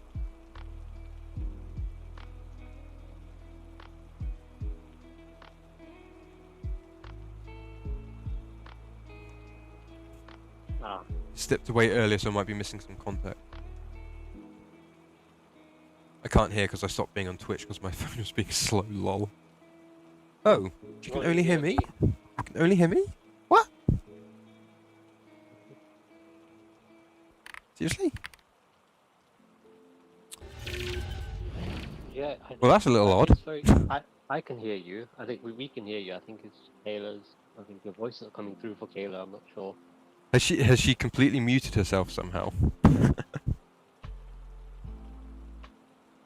Selena can hear everyone. Yeah, I think it's something going on in your and Kayla. Unfortunately, you might have accidentally reduced his volume down to like 0, perhaps. I'm not sure. So like, if you right-click my profile on Discord or my username, Inlera can't hear you. That's why Inlera was confused. Yes, so fanfic is the one highlighting everything, and so I'll reiterate what fanfic was saying, or for the benefit of those who couldn't hear him what he was saying. So we were touching on the dialogue pieces that were written in a different font and a different style, and fanfic said that on some occasions he wasn't sure if it was a thought, if they were thinking that, or if they were actually saying it. And so he thought that it might be a bit clearer if you had some sort of indication, such as right at the beginning of your piece, you could perhaps write anything written in this font is direct speech in this language, or using the less than or more than signs. You writing down that means a speech in another language but translated. For example, adding in some sort of indication so that the reader isn't really lost as to what these things mean. They might lose track, or they might get pulled out of the story and lose the immersion because of it. And the other thing he suggested was that he's not sure yet. We haven't really moved on past prologue much, but it'd be good if you keep the font styles consistent with the characters that are speaking. So if you instead of font style for one character, then you can use the font style for the character going forward throughout the rest of the story. That was basically what we were saying, why we were highlighting everything. yeah, they can also catch up on what I'm saying in the YouTube stream later if they want that as well. So yeah. So that would so also I be available in will the YouTube stream. I will like link to the YouTube video like post stream or something if that's useful. Okay, so somehow fanfic Your Yeah? voice isn't coming through on the Discord, but it is on the Twitch. Huh. But I'm not sure if that's something. I'm not sure how or why that happened, but I will. Maybe it's a setting issue. Maybe they've is there like Kayla's shown, there's like a mute option below the volume? Is that like different on theirs?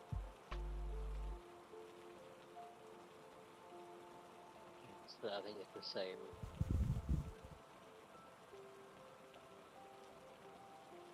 You can. Yeah, you can connect video.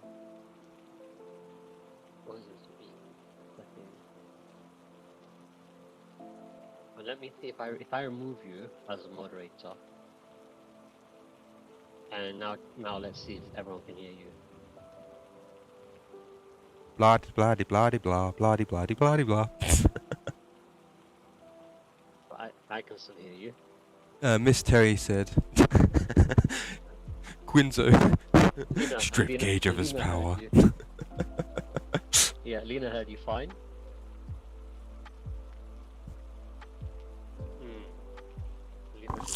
Okay, so I don't think Kayla can hear you still. I think something must have gone on when you left. It might be an error on their end. Yeah, some sort of a Discord error, but overall, I think this is something to look into over time, maybe next time. If you can't hear, I recommend probably jumping over to Twitch or watching the YouTube stream later on. There'll be a link. Both links, I think, if you're on the Discord. But anyone who's watching through the Discord, who you can, like, if I swap over to this, you can see they're all there. Ooh, wrong channel, that one. There should be, let me find the channel. Scroll down. If you go to stream notice, there is, I can't pin it, but there are links to the channels that I am currently streaming to, so.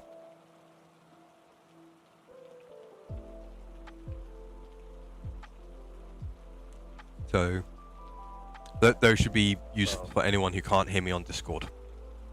Yeah. Try one of those links in the stream notice if you can't hear anything. Yep. And to anyone who's joined the stream around sort of this sort of time, we've been doing live readings of people's entries on the Featherpen Guild. You can access them in liras on. Yep, cool, gotcha. Anyone who's watching on Twitch right now, this is you can join the Discord. It's in the under exclamation mark all commands.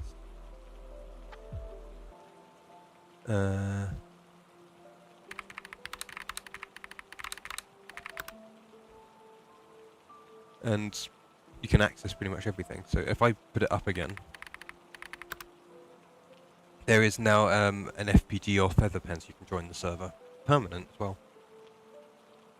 But yeah, so this is actually a very good entry. This one by Inerla. If I got the name right, I'm struggling to remember it. But this is a very good entry. This one. Lots of positives, I think. In terms of story. The formatting quality is a bit poor, but the plot is very pulling. Like it wants to pull you in.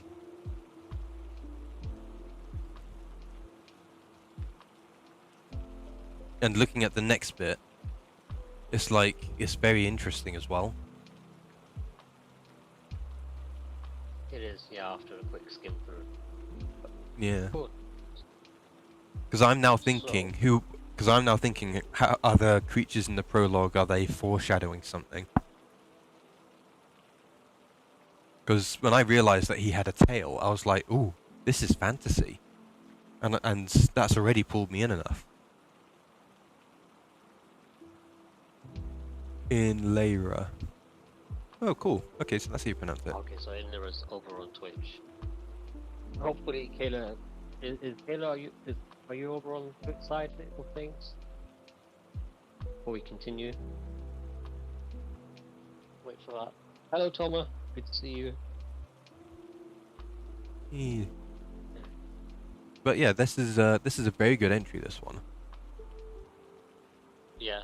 So moving forward, I think this is definitely a piece we could perhaps read next week as well. Yeah, but There's a lot to this. plus it's a chapter 1 as well, so we can continue it from this week.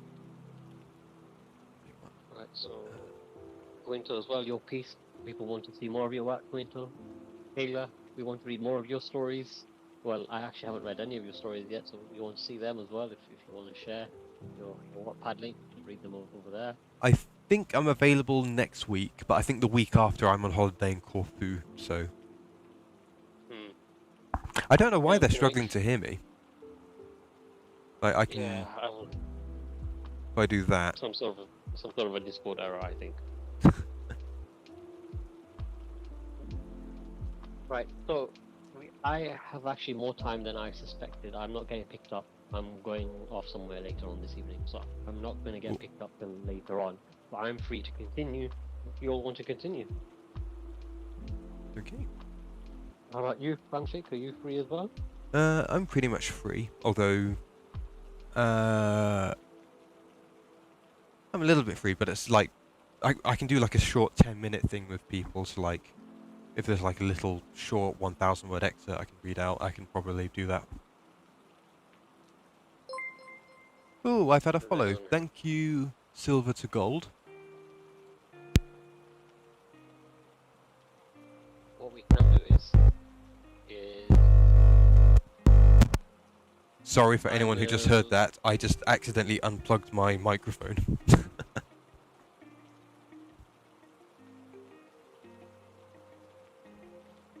need my other laptop if I'm to submit something. So I submitted it as a PDF, but the formatting is I don't think it's the best in terms of comfort for yourself. You can take a look at it if you like, though, and let me know what you think while I put my other laptop up to adjust the formatting. Yeah. Or if you want to open it up, let me know if you're comfortable reading it. It is a bit long, but just read however much you want to. Hey, Thomas followed. Thank you. And if anybody wants to mess around with me on my streams as well in the future, you can always use my sound alerts, which are free. So you can always mess around with me.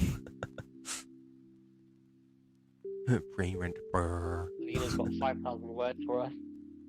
Oh my god. Next time. Yeah, chapters are. I've just realised something. I'm reading out the sort of length I write in a day. I think I've read out about the amounts that I usually write in a day or two, which is about 3,000 to 4,000 words total. I average about 2k a day sometimes.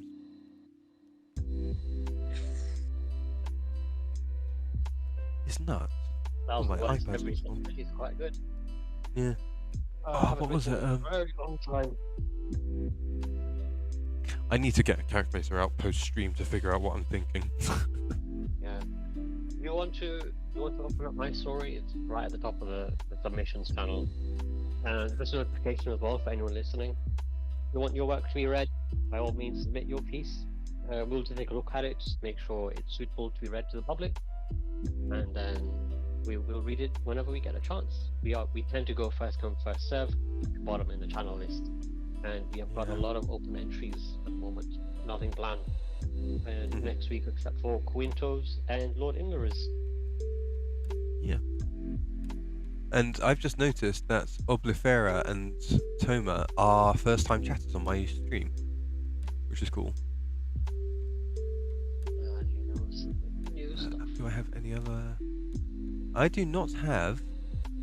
Oh no, there is one. You put it down here, didn't you? In the state transformation. In Lyra. So in Lyra and the two I just mentioned are all first-time chatters. Oh, Quinto.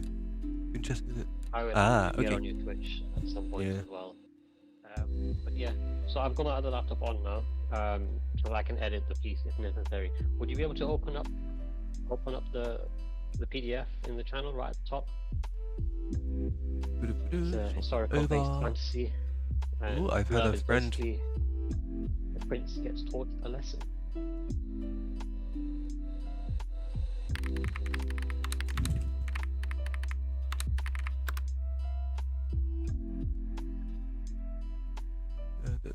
Right. Swap down. Opening it up, all right. Yep. And oh, there we go. Discord froze for a brief moment. Yours is all the way up the top here. The doc file. With the PDF, yeah, I think it is. It says but docx. Is it a doc file? Oh, if Yep. it is, then it is. Even better, you can edit it as you see fit. I didn't need my laptop then. I normally save my works as PDF when submitting them. Mhm. That's why.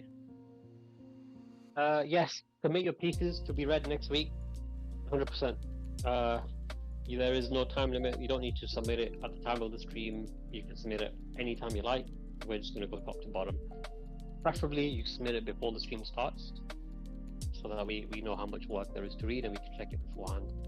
By all means, send it in today, and we'll read it this time next week. Right. What he said. Hey, Silver's a first-time chatter as well. Welcome. Yeah. Taylor. Cool. So this piece. I'm listening on Discord and Twitch, so I hear like an echo afterwards for Viper. Oh no. We will try and work on that next week. Yeah. So this used to be a historical fantasy piece based on the Battle of Hastings, a very famous English battle. But I love my fantasy, so I added in a lot of fantasy elements, and now it's fantasy based on history. And whenever you're ready, fanfic, feel free to proceed.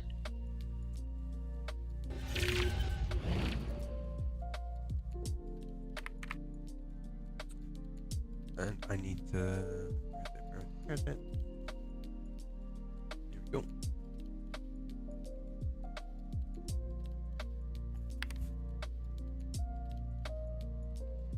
So a work by Viper as like a template or whatever we called it.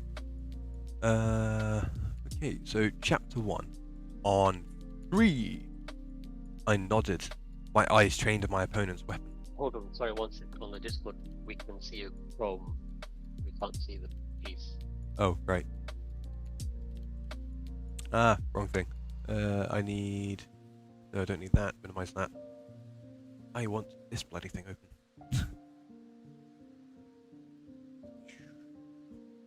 There we go. Change windows. It's not that long. Winter said we'll be here reading for 2 hours. This story, this is a story, if you see me ever working on a map, this is a story that I've worked on the map for. Lots of work we've done on the map still. Oh boy. Where's my... There it is. Oh, no, that's Google Chrome. Here we go. Just making it. We'll finish by midnight. I'm reading off the stage chat for people on Twitch if they don't know what I'm going on about.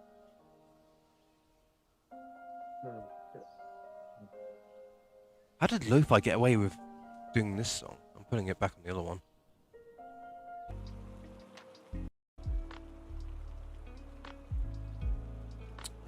But yeah, there should be some new commands now that people can use to access Viper's Discord server that he helped run.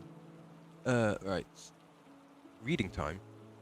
And I'm bringing up the thing. So can everyone see it now? I can see a white screen, but I don't really know. Ah, there we are. It's perfect. Yeah, there we are. It's like when I tab, sometimes when I tab off a document, like it does that, and I don't know why. Which is why I prefer to live stream sometimes. Perfect. Yeah, whenever you're ready. Oh.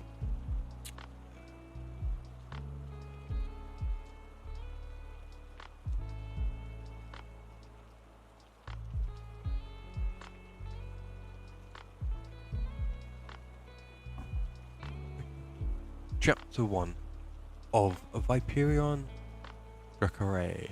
However you say that. Chapter 1. On 3. I nodded, my eyes trained on my opponent's weapon. I took a deep breath and steadied my feet.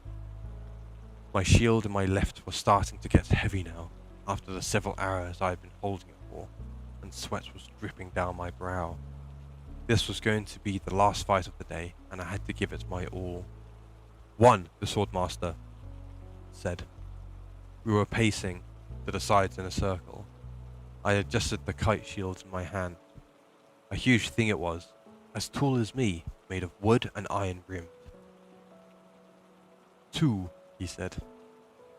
I readied my shoulder, tensing, preparing to attack first. I narrowed my eyes. 3. I stepped forward, raising my swords to meet his above our heads.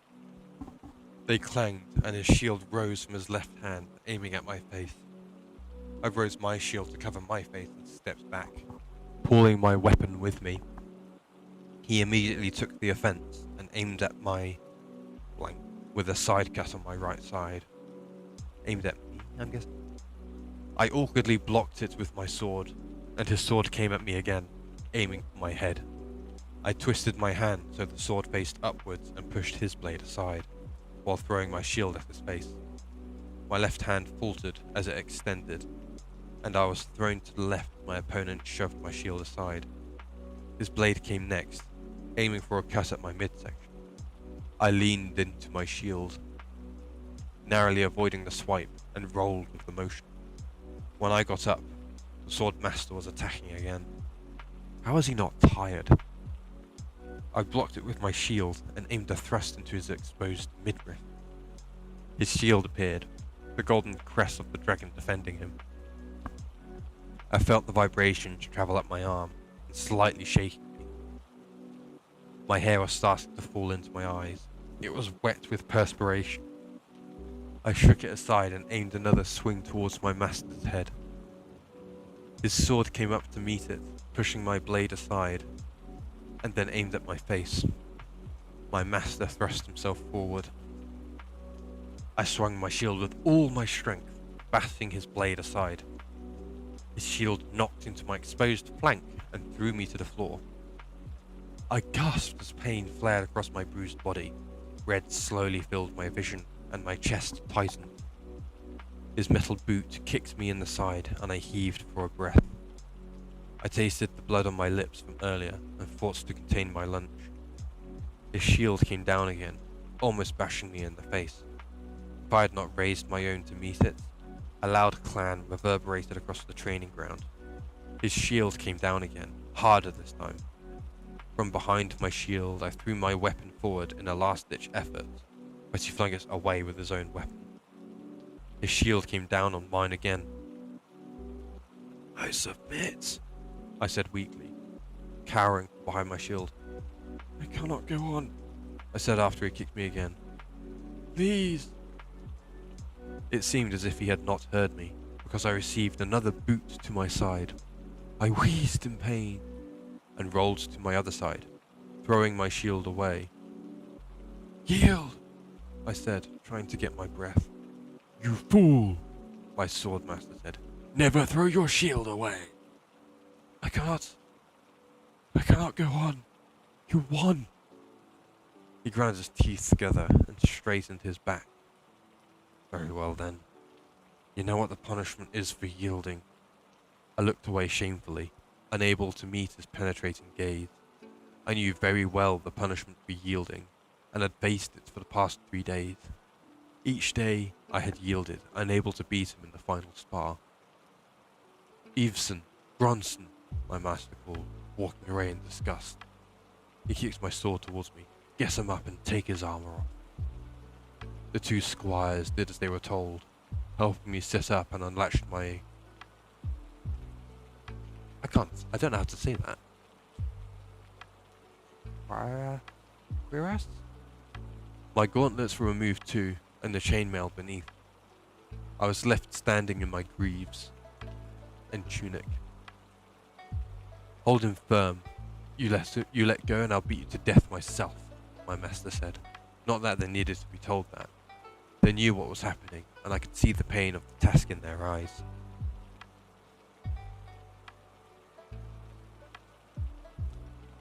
My own eyes flickered to the stands where my mother was watching again, with 2 of her maids. I could not bear to look at her in such failure for long and averted my gaze. She roared about my training and my wounds, but I knew it was unnecessary. I accepted the consequences of my failure. My gaze switched to my master. He was getting ready, swinging his arm. The squires were holding my arms tight on either side of me. I gritted my teeth. The first blow came hard and I almost doubled over, pulling my arms in naturally. I would have curled up if it were it not for the squire. Another punch hit me in my gut, and I tried my best not to cry out, but a sound escaped my lips. Did that hurt you? Well, what is better? A blade to your neck, or this? My master asked, fury seeping from his words. I had not the heart nor strength left to answer. He punched me again and again, and I could only take it, feeling the blood rise in my mouth. If a rib was broken, I wouldn't know it, as blow after blow came, first on my stomach, then my chest, then my face, but the killer blow would come last. Stretch his legs. I tried to shake my head and speak up, but all that came out was a blur of sounds and groans. Viperian, my dear boy, battle lasts for hours, and if you cannot hold your own for that long, you are unfit to lead one. A king must lead by example, and must always show strength and courage. Courage gives morale, and if morale fails, then you will lose. I knew this to be true, of course, and accepted the punishment. The final kick to my groin came, and the squires let me crumple to the floor. Howling in pain, my mind was flashing black and white, and I knew nothing but pain and agony. To be continued. I made a mistake. It's not the whole chapter. But it's good, a very good place to end, I think. But definitely not 4,000 words. It's 1084.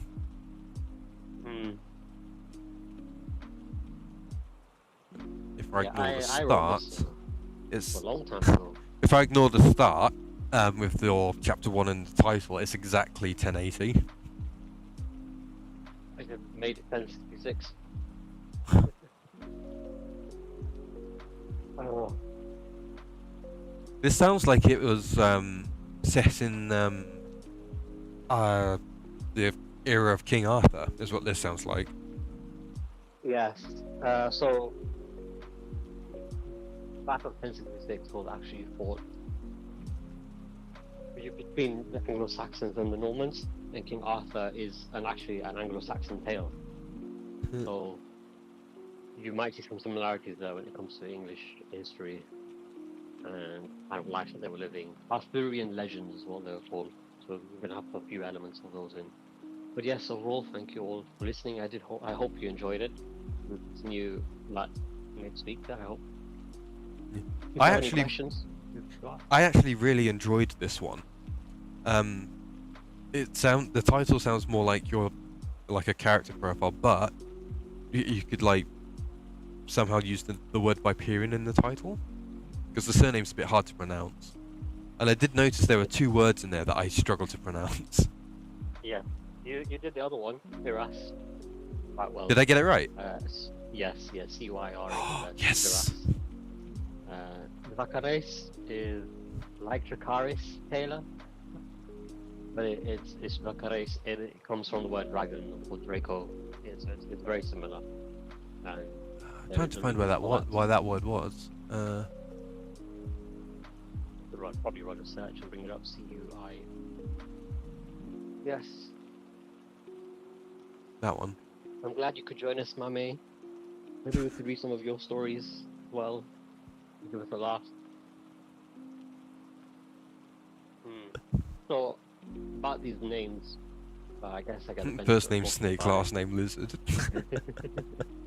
So the names are all very themed. So with his dynasty and his lineage, they're all based on snakes and dragons. Other dynasties are based on unicorns, unicornish names, and others are like dinosaur names. And I'm going with a very ancient and slash mythology kind of creature-based names. That's why all the names might be a little bit strange. Hmm. So, Hyperion, Perez. So that's it. Anything to add? Any sort of feedback? Anything you liked or didn't like?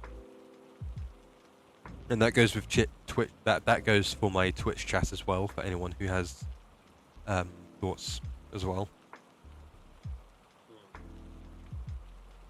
or YouTube if anyone's watching on that.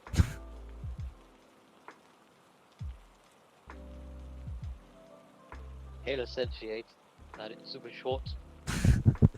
Yeah. It's actually given me an insight into how I do my battle, where Reiki, even though he goes to like get tested to be an adventurer, because in my world you have to actually be educated to be an adventurer. And you've actually given me some things to think about with the way that you've described the battle. Yeah.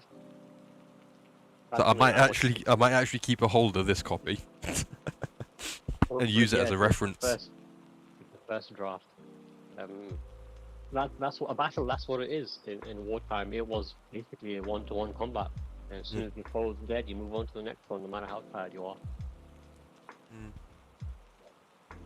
That's something that I want to really delve into, especially on later parts of the story than the actual battle. Is I'm going to have that element. It will only be in Viperian's point of view. There will be that strong element of one-to-one combat as he's thick in the fray of fighting, knocked down as in the real battle of Hastings. But at that point, history diverts and I save him instead of having an arrow go through his eye, like it did through King Harold, the Anglo-Saxon king of 1066. Thank you, Lord Inderum. I'm glad you enjoyed it. Amazing. Yeah, so that'll be all. I was thinking that I could end it off with a teaser reveal of Volume 2 of my book. Yes. Brilliant idea. Go ahead. Yeah. Because my first volume is finished. You can find it on AO3, by the way. I have also put it on like Scribble Hub as well, and you can find it in a bunch of different places. But I'm trying to keep it on AO3 because it's much easier that way. And it's okay, for some reason the copy that I had open of it was replaced with Zootopia, my that fanfic, but I'll go get it set up now. Move it off, and then swap screen over. So to everyone, so for the Twitch viewers, you pretty much know about this one. I've been writing it in my off time, and on screen. But this is, and for anyone who's new to the chat, this is I Became a Superhuman in Another World. Title's first person, story's third person, because that way I can write more things in the background. And it's a unique take on the trope of reincarnation, isekai, and a world of magic. So I try to avoid most tropes, but there will be some in there that I kind of have to stick to make sure it's presentable and readable for everyone. But without ado, I shall be teasing Volume 2 of this series now.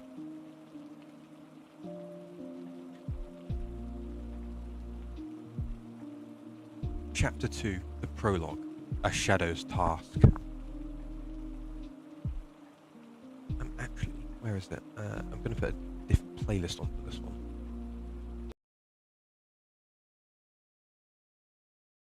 Where is it? Where is it? It's going to be very weird without the music playing all of a sudden, but I tend to listen to the Japanese one for this. Okay. A Shadow's Task. A man silently roams the streets of a town further south of Froze, about 8 months prior to Reiki's revival. The evening twilight essentially camouflaged his dark green cloak against the buildings and alleys that he skirmished past, avoiding the buildings that were close to the shoreline that the town was based around. He had a quick pace to his step. He strode as if with a purpose, billowing out his cloak unintentionally as he darted into a dimly lit alleyway. The newly integrated Blightstone lamps in the small town that adorned the main streets weren't bright enough to light up the alleyway entrance, but his mental map kept him from bumping into any obstacles on his way through them. As he darted down seemingly random alleys for a good minute, each and every one of the men, women, and children in tattered clothing from this area of town was actively stepping aside into the smallest gaps the moment he turned into the thin alleyways they found themselves in. He paid them no heed, as his attention finally focused on a large building, hidden behind larger buildings, used mainly in broad daylight. He stepped through a heavily weathered door, slowing the pace of his footsteps as he ventured up to the first floor of the building. He paused at the sound of voices as he made his way along a creaky but mostly silent walkway, with the odd assortment of boxes, crates, and items littered about. He sneakily worked his way up to the door, assuming that some of their guests had managed to escape their custody. However, as his breath escaped his lips after a few seconds, he barged nonchalantly into the room and removed the hood from his head, yet still kept his cloak on as he sat down at the largest desk in the room.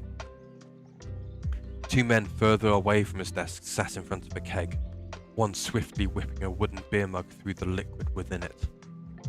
It looks to him like they'd just had a slow day on the job, a job that might not be considered legal, but they skirmished the line so often that they'd never been caught for their heinous activities, and at most could only get off with warnings for their actions. "Looks like another good horror from our little assistant," a gruff voice exclaimed, in their native language of Bengali, grabbing his own wooden flask from his newly stolen item bag and dipping it into the open barrel. As he patted the small bag on his hip, obviously smaller than the keg in terms of height.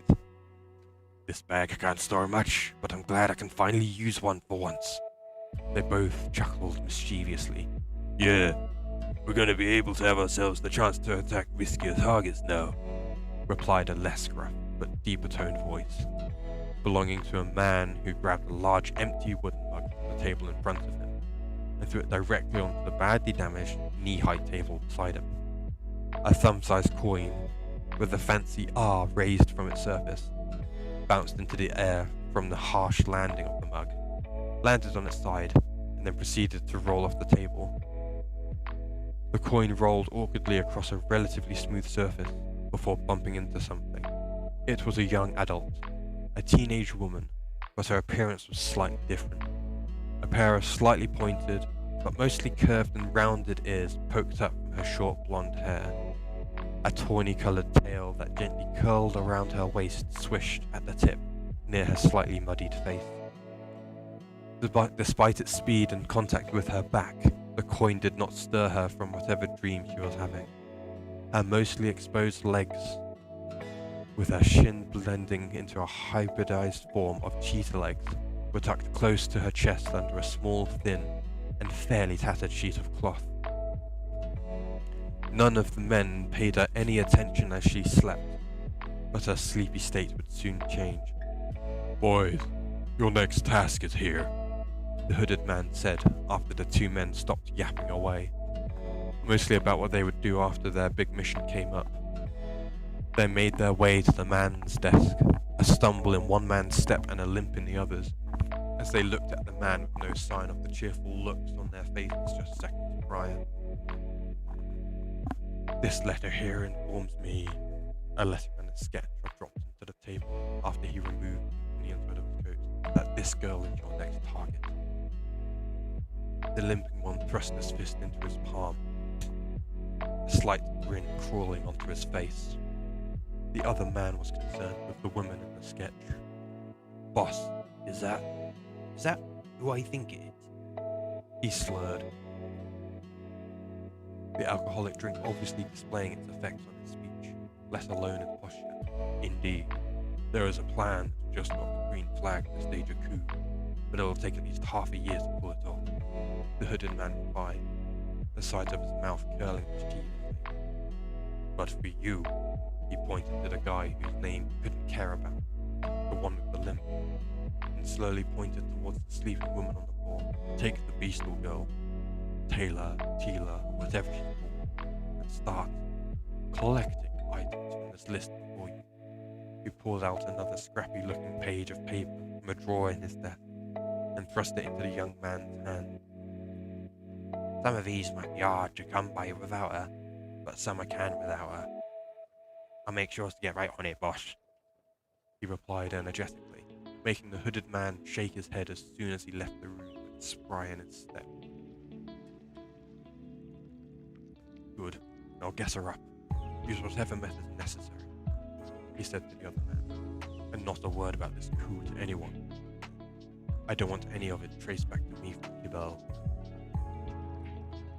As the hooded man sat down, the drunk one staggered over to a small metal bowl on the windowsill and cast a soundless spell above it. The bowl filled almost to the brim with ice-cold water. Time slowed as the man turns towards the beastal girl. Beads of water that sloshed in the bowl slowed to a crawl as the world faded into pitch black. The rain beat down harshly as a figure dragged herself through a mud-ridden road.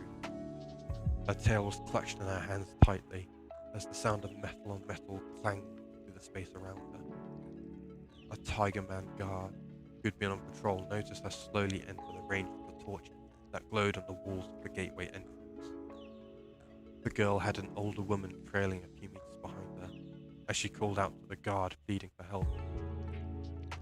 Something within her screamed at her to run when the man approached, but when he saw her mother, the man smiled oddly. This man was no guard. He was one of the port town's local bandits, parading as one.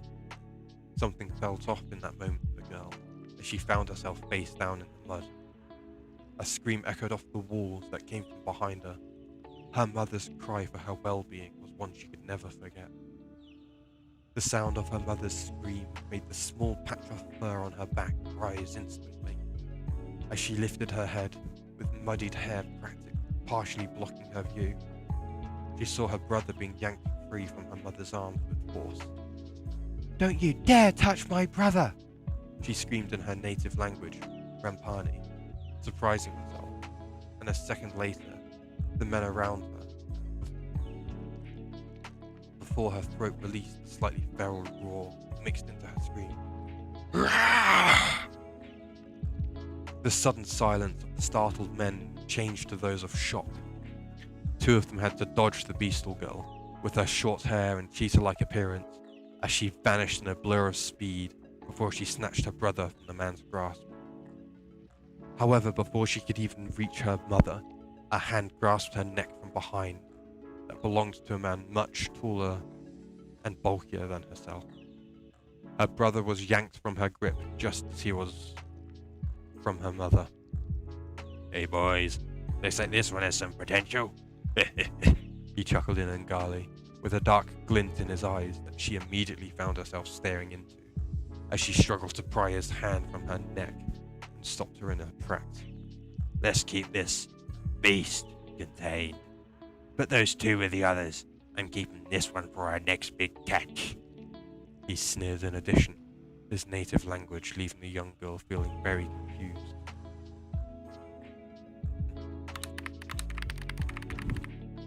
"It, Caps."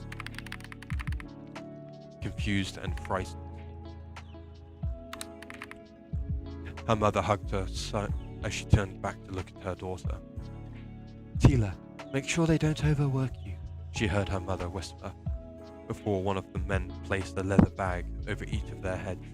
The unsaid words, "We'll find a way through this," came to Tila's mind. The scene blurred, colours shifting, and objects distorting into a scene that looked about a few weeks after the encounter. She found herself racing around the docks with her speed, looking for her designated target. This was her third attempt at pickpocketing people, stepping off barges and ships destined for the not-so-small port town of Winsell.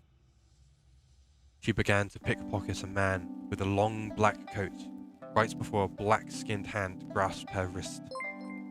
He hoisted... Ooh. Thank you for the follow, Guy Laser. Thanks, Viper. She began to pickpocket a man with a long black coat right before a black-skinned hand grasped her wrist. He hoisted her fully into the air, just as her hand left the pocket she had reached into. What are you doing, girl? Oh, my lights are suddenly bugging. Give me a second. Oh. What are you doing, girl? The man asked. But Tila refused to speak, instead shaking her head as she attempted to wriggle free. Being a little on the short side, Tila was often mistaken for a young child, but she was in fact 17. That's the age at which a person is generally considered an adult. The cheetah girl finally had enough and upped her speed the moment his grip relaxed and raced away, devoid of the possession she was after. I need to take back something, she thought to herself, as she found herself in an alleyway behind some of the stalls in the market square. Otherwise my family will take another beating from that robed human, she added in afterthought, as an ephemeral, I've forgotten how to pronounce that word, mental depiction of a hero slitting his throat after attacking her mother crossed her mind. The scene warps and changes again, to the size of a guy walking down the street unknowingly with Tila tailing. It's been about a week since the market closed, the weather feeling prickly and nippy on the skin, even though the fur of some beasts was in the area, even through the fur of some beasts in the area, due to the approaching storm coming from the north. Tila's speed had lessened in tandem with the approaching storm, so she wasn't as useful to them as she was in warmer weather. The weather continued to worsen, and the collar silently activated with a glow as the darkened gem glinted red with the purple sigil on either side glowing brightly. This had slowly forced her to turn away from the man she'd been tailing, the forced will of the owner of her slave collar pushing her back towards where she and her family were currently being held captive. She kept fighting the collar, but the headache and the weird sensation in her limbs wanting to move on their own will caused her to give in after a few minutes at a time. Curse these shackles I'm bound with, her dream self had thought, just before her whole body felt like it had been dropped into a river. The icy bitterness of the feeling and the sudden black void around her had woken her enough to a state where a gentle breeze against the skin and now drenched clothing quickly brought her to attention. Hey girlie, the man who dumped the water on her smugly grinned, speaking again in a language Tila barely understood. You, me, mission. Now. His grin faded as he added this, pointing at her, then himself, then the door. Clearly visible on her face was the thought of defying this declaration towards her, but after a few seconds of looking away from him, with her tail now curled around her to her lap, she felt the collar begin its magic load again, attempting to make it comply. The man wasn't having any of her defiance this time, so he grabbed her arm, although this time forgetting to hold back due to her lack of nutrition. Tila screamed out in agony as the much stronger man grasped her left forearm and proceeded to increase his grip enough to make her bones snap. The man was impatient, but this only made it worse when he raised his boot, attempting to knee her stomach. That's enough! The cloaked man yelled at him. She's obviously in pain, and if you've broken her arm, I will make sure that you are demoted. The man instantly dropped the cheetah girl and knelt down, his right hand coming up and pressing 2 fingers to the front of his throat. This was their way of acknowledging their superiors in their ranks. Sorry, boss. I just wanted the mission I chose to be over and done with, he replied. See to it that I don't see your face for another week before I can acknowledge you as worthy of being in this role again, the cloaked man replied, as he noticed Tila was crawling back to where she'd been napping until recently.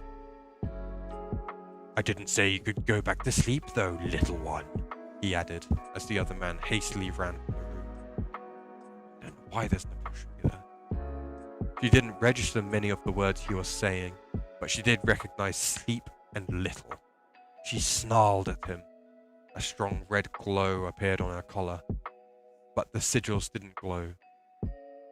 The sign that she shouldn't be able to attack her master was immediately on the man's face. The girl silently wished her condition could get better someday.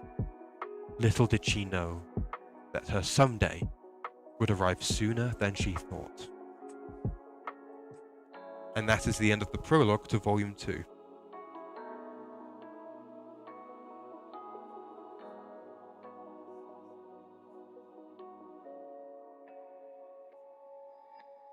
I think the most exciting part for all of us, all getting to hear the various voices and sounds. I think you did a really good job with that. Thanks. In fact, it really came alive. Even your guttural voices as well, I think. I can Very even go interesting. higher for girls. And I did touch on, I think we were also introduced to the cheetah girl you mentioned right at the start of the stream as well, right? Yep. Short and small was the description, I think. Yep. Yeah. So what do people think of the opening prologue? That's what I want to know. And Twitch chat can answer this as well.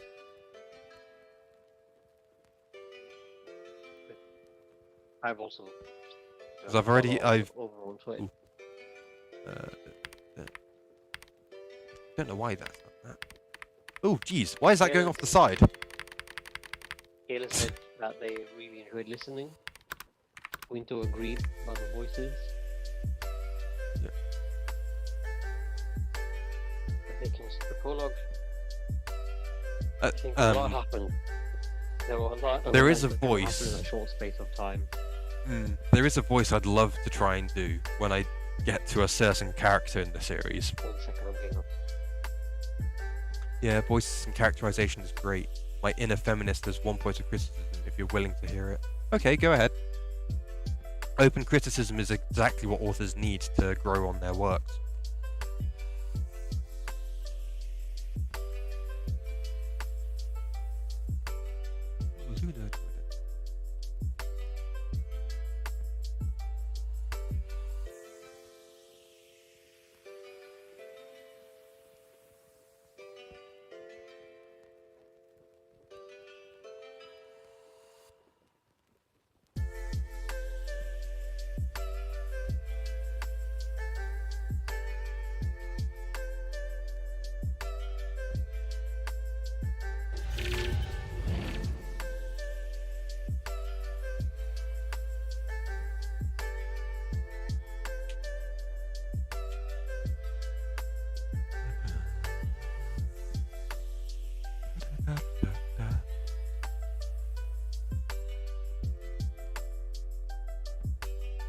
Hello again. Sorry, I had to dip out. I have to go soon.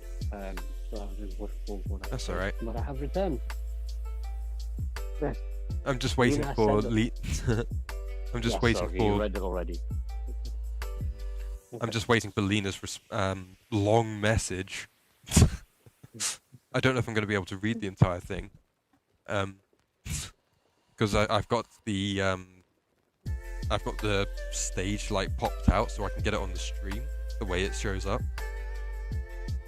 Yeah, if need be, I can read it out, no problem. Yeah. Here's hoping I can read it.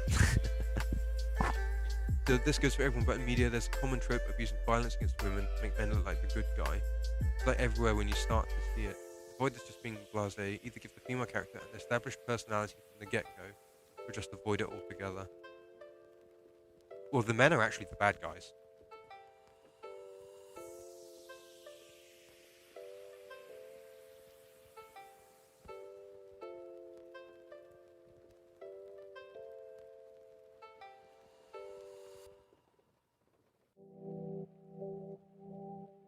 Yep. Very common, especially in fairy tales.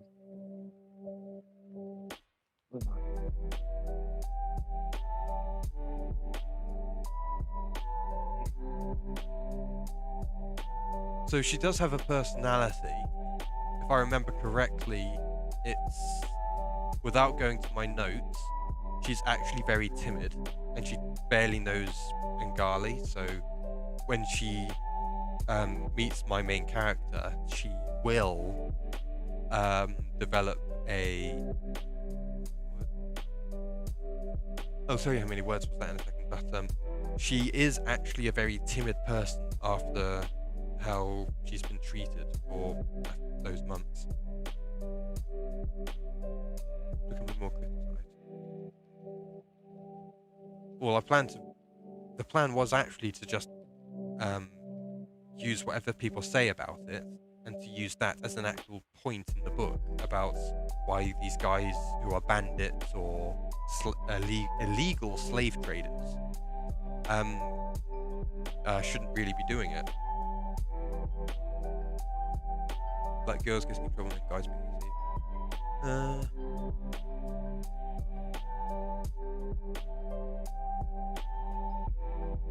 Well, actually, a guy and a girl actually tried to save her, so it's not all guys. And plus, one of them, and plus the female main character alongside my protagonist actually knows the area more than him, so she knows where to get to places and things. While the main character's just like, I'm new here. I've only been here like a week to a few or something. Yeah. Because my main character is initially kidnapped, which is not common for an isekai.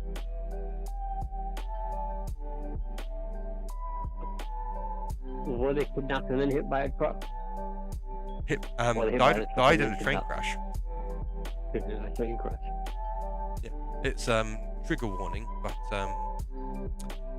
let me bring it up. There you go. So that's the opening bit. There's literally an opening trigger warning. And to answer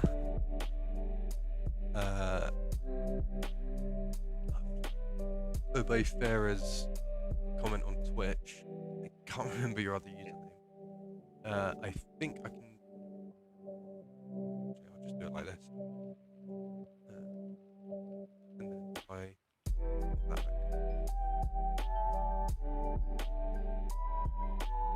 Word count for this is 2,392. If you're hearing me clapping, there's a very annoying bug in my face. I think I got it. Okay. Right. There we go. Got it. Thank you so much. I will have to go in like 2 minutes, so we are going to have to wrap this up, I'm afraid.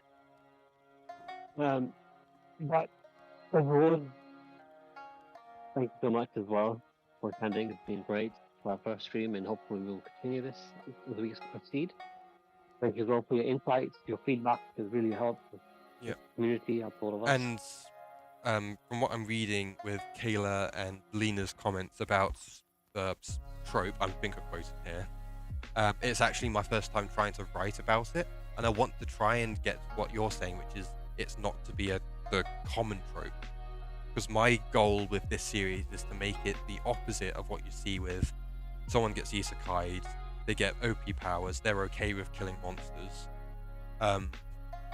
they fall in love with the first person they see, or they have very close ties to a member of royalty.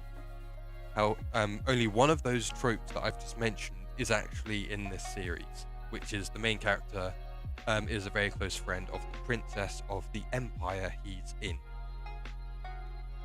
So everything else I'm trying to avoid. Yeah, I think with the changing markets in the world at the moment, it is important. So and I was going to say to Lena and Kayla, just like send me DMs on Discord on how I can correctly evolve this into a character development without making it how the media portrays it. Like, I want it to stand out, that it's unique, but also trying to make it realistic. Because I find that too many fantasy books, like I don't know, just they make it too cliche, as well as, what was that word? Where was that word gone? Blasé, that's the one. So blasé, cliche, those sort of things. I want to have a uniqueness to it, but also realistic. It's like, how do these bad guys make it seem better and that sort of thing.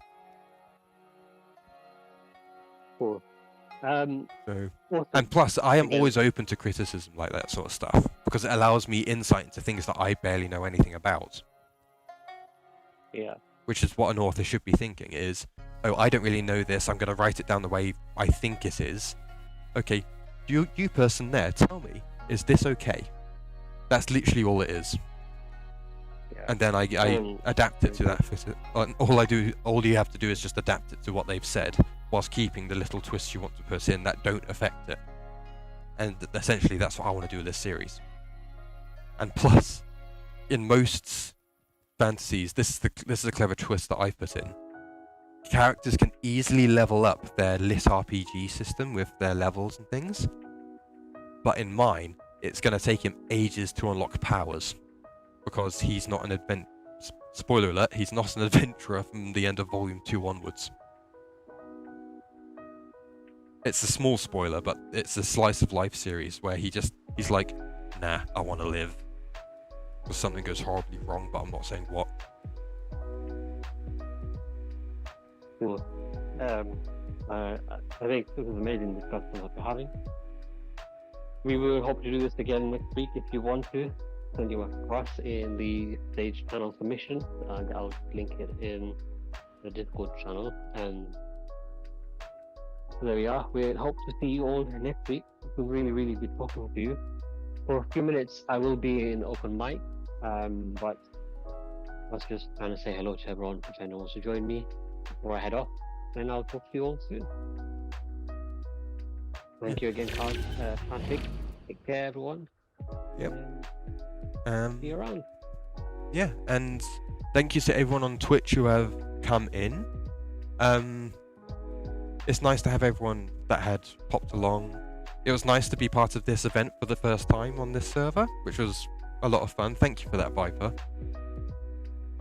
My pleasure. And I'm looking forward to future ones.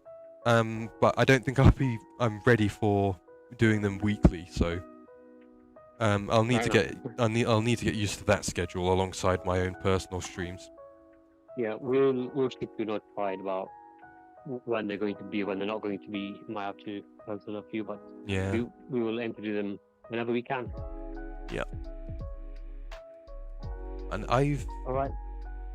Yeah, so everyone on Twitch, we've got about 15 seconds to find someone to go and raid. So if anyone's got a recommendation in the writers category or under the writing tag, feel free to, on Twitch, recommend someone we can go and raid with all of you lovely viewers.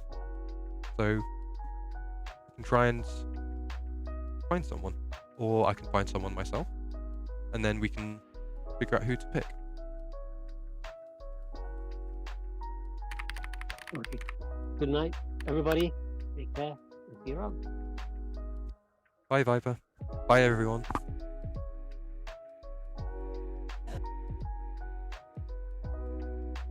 Right, let's see. Who can we raid? So, it would have to be under the writers category. Ooh, there's some news. Ocelot's online. Let's go and raid Ocelot. I'm gonna go raid Ocelot. I haven't raided her in a while.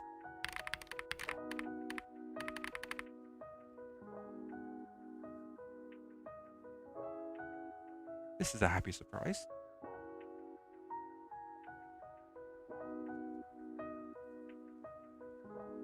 So is everybody ready to raid Sailing Ocelot?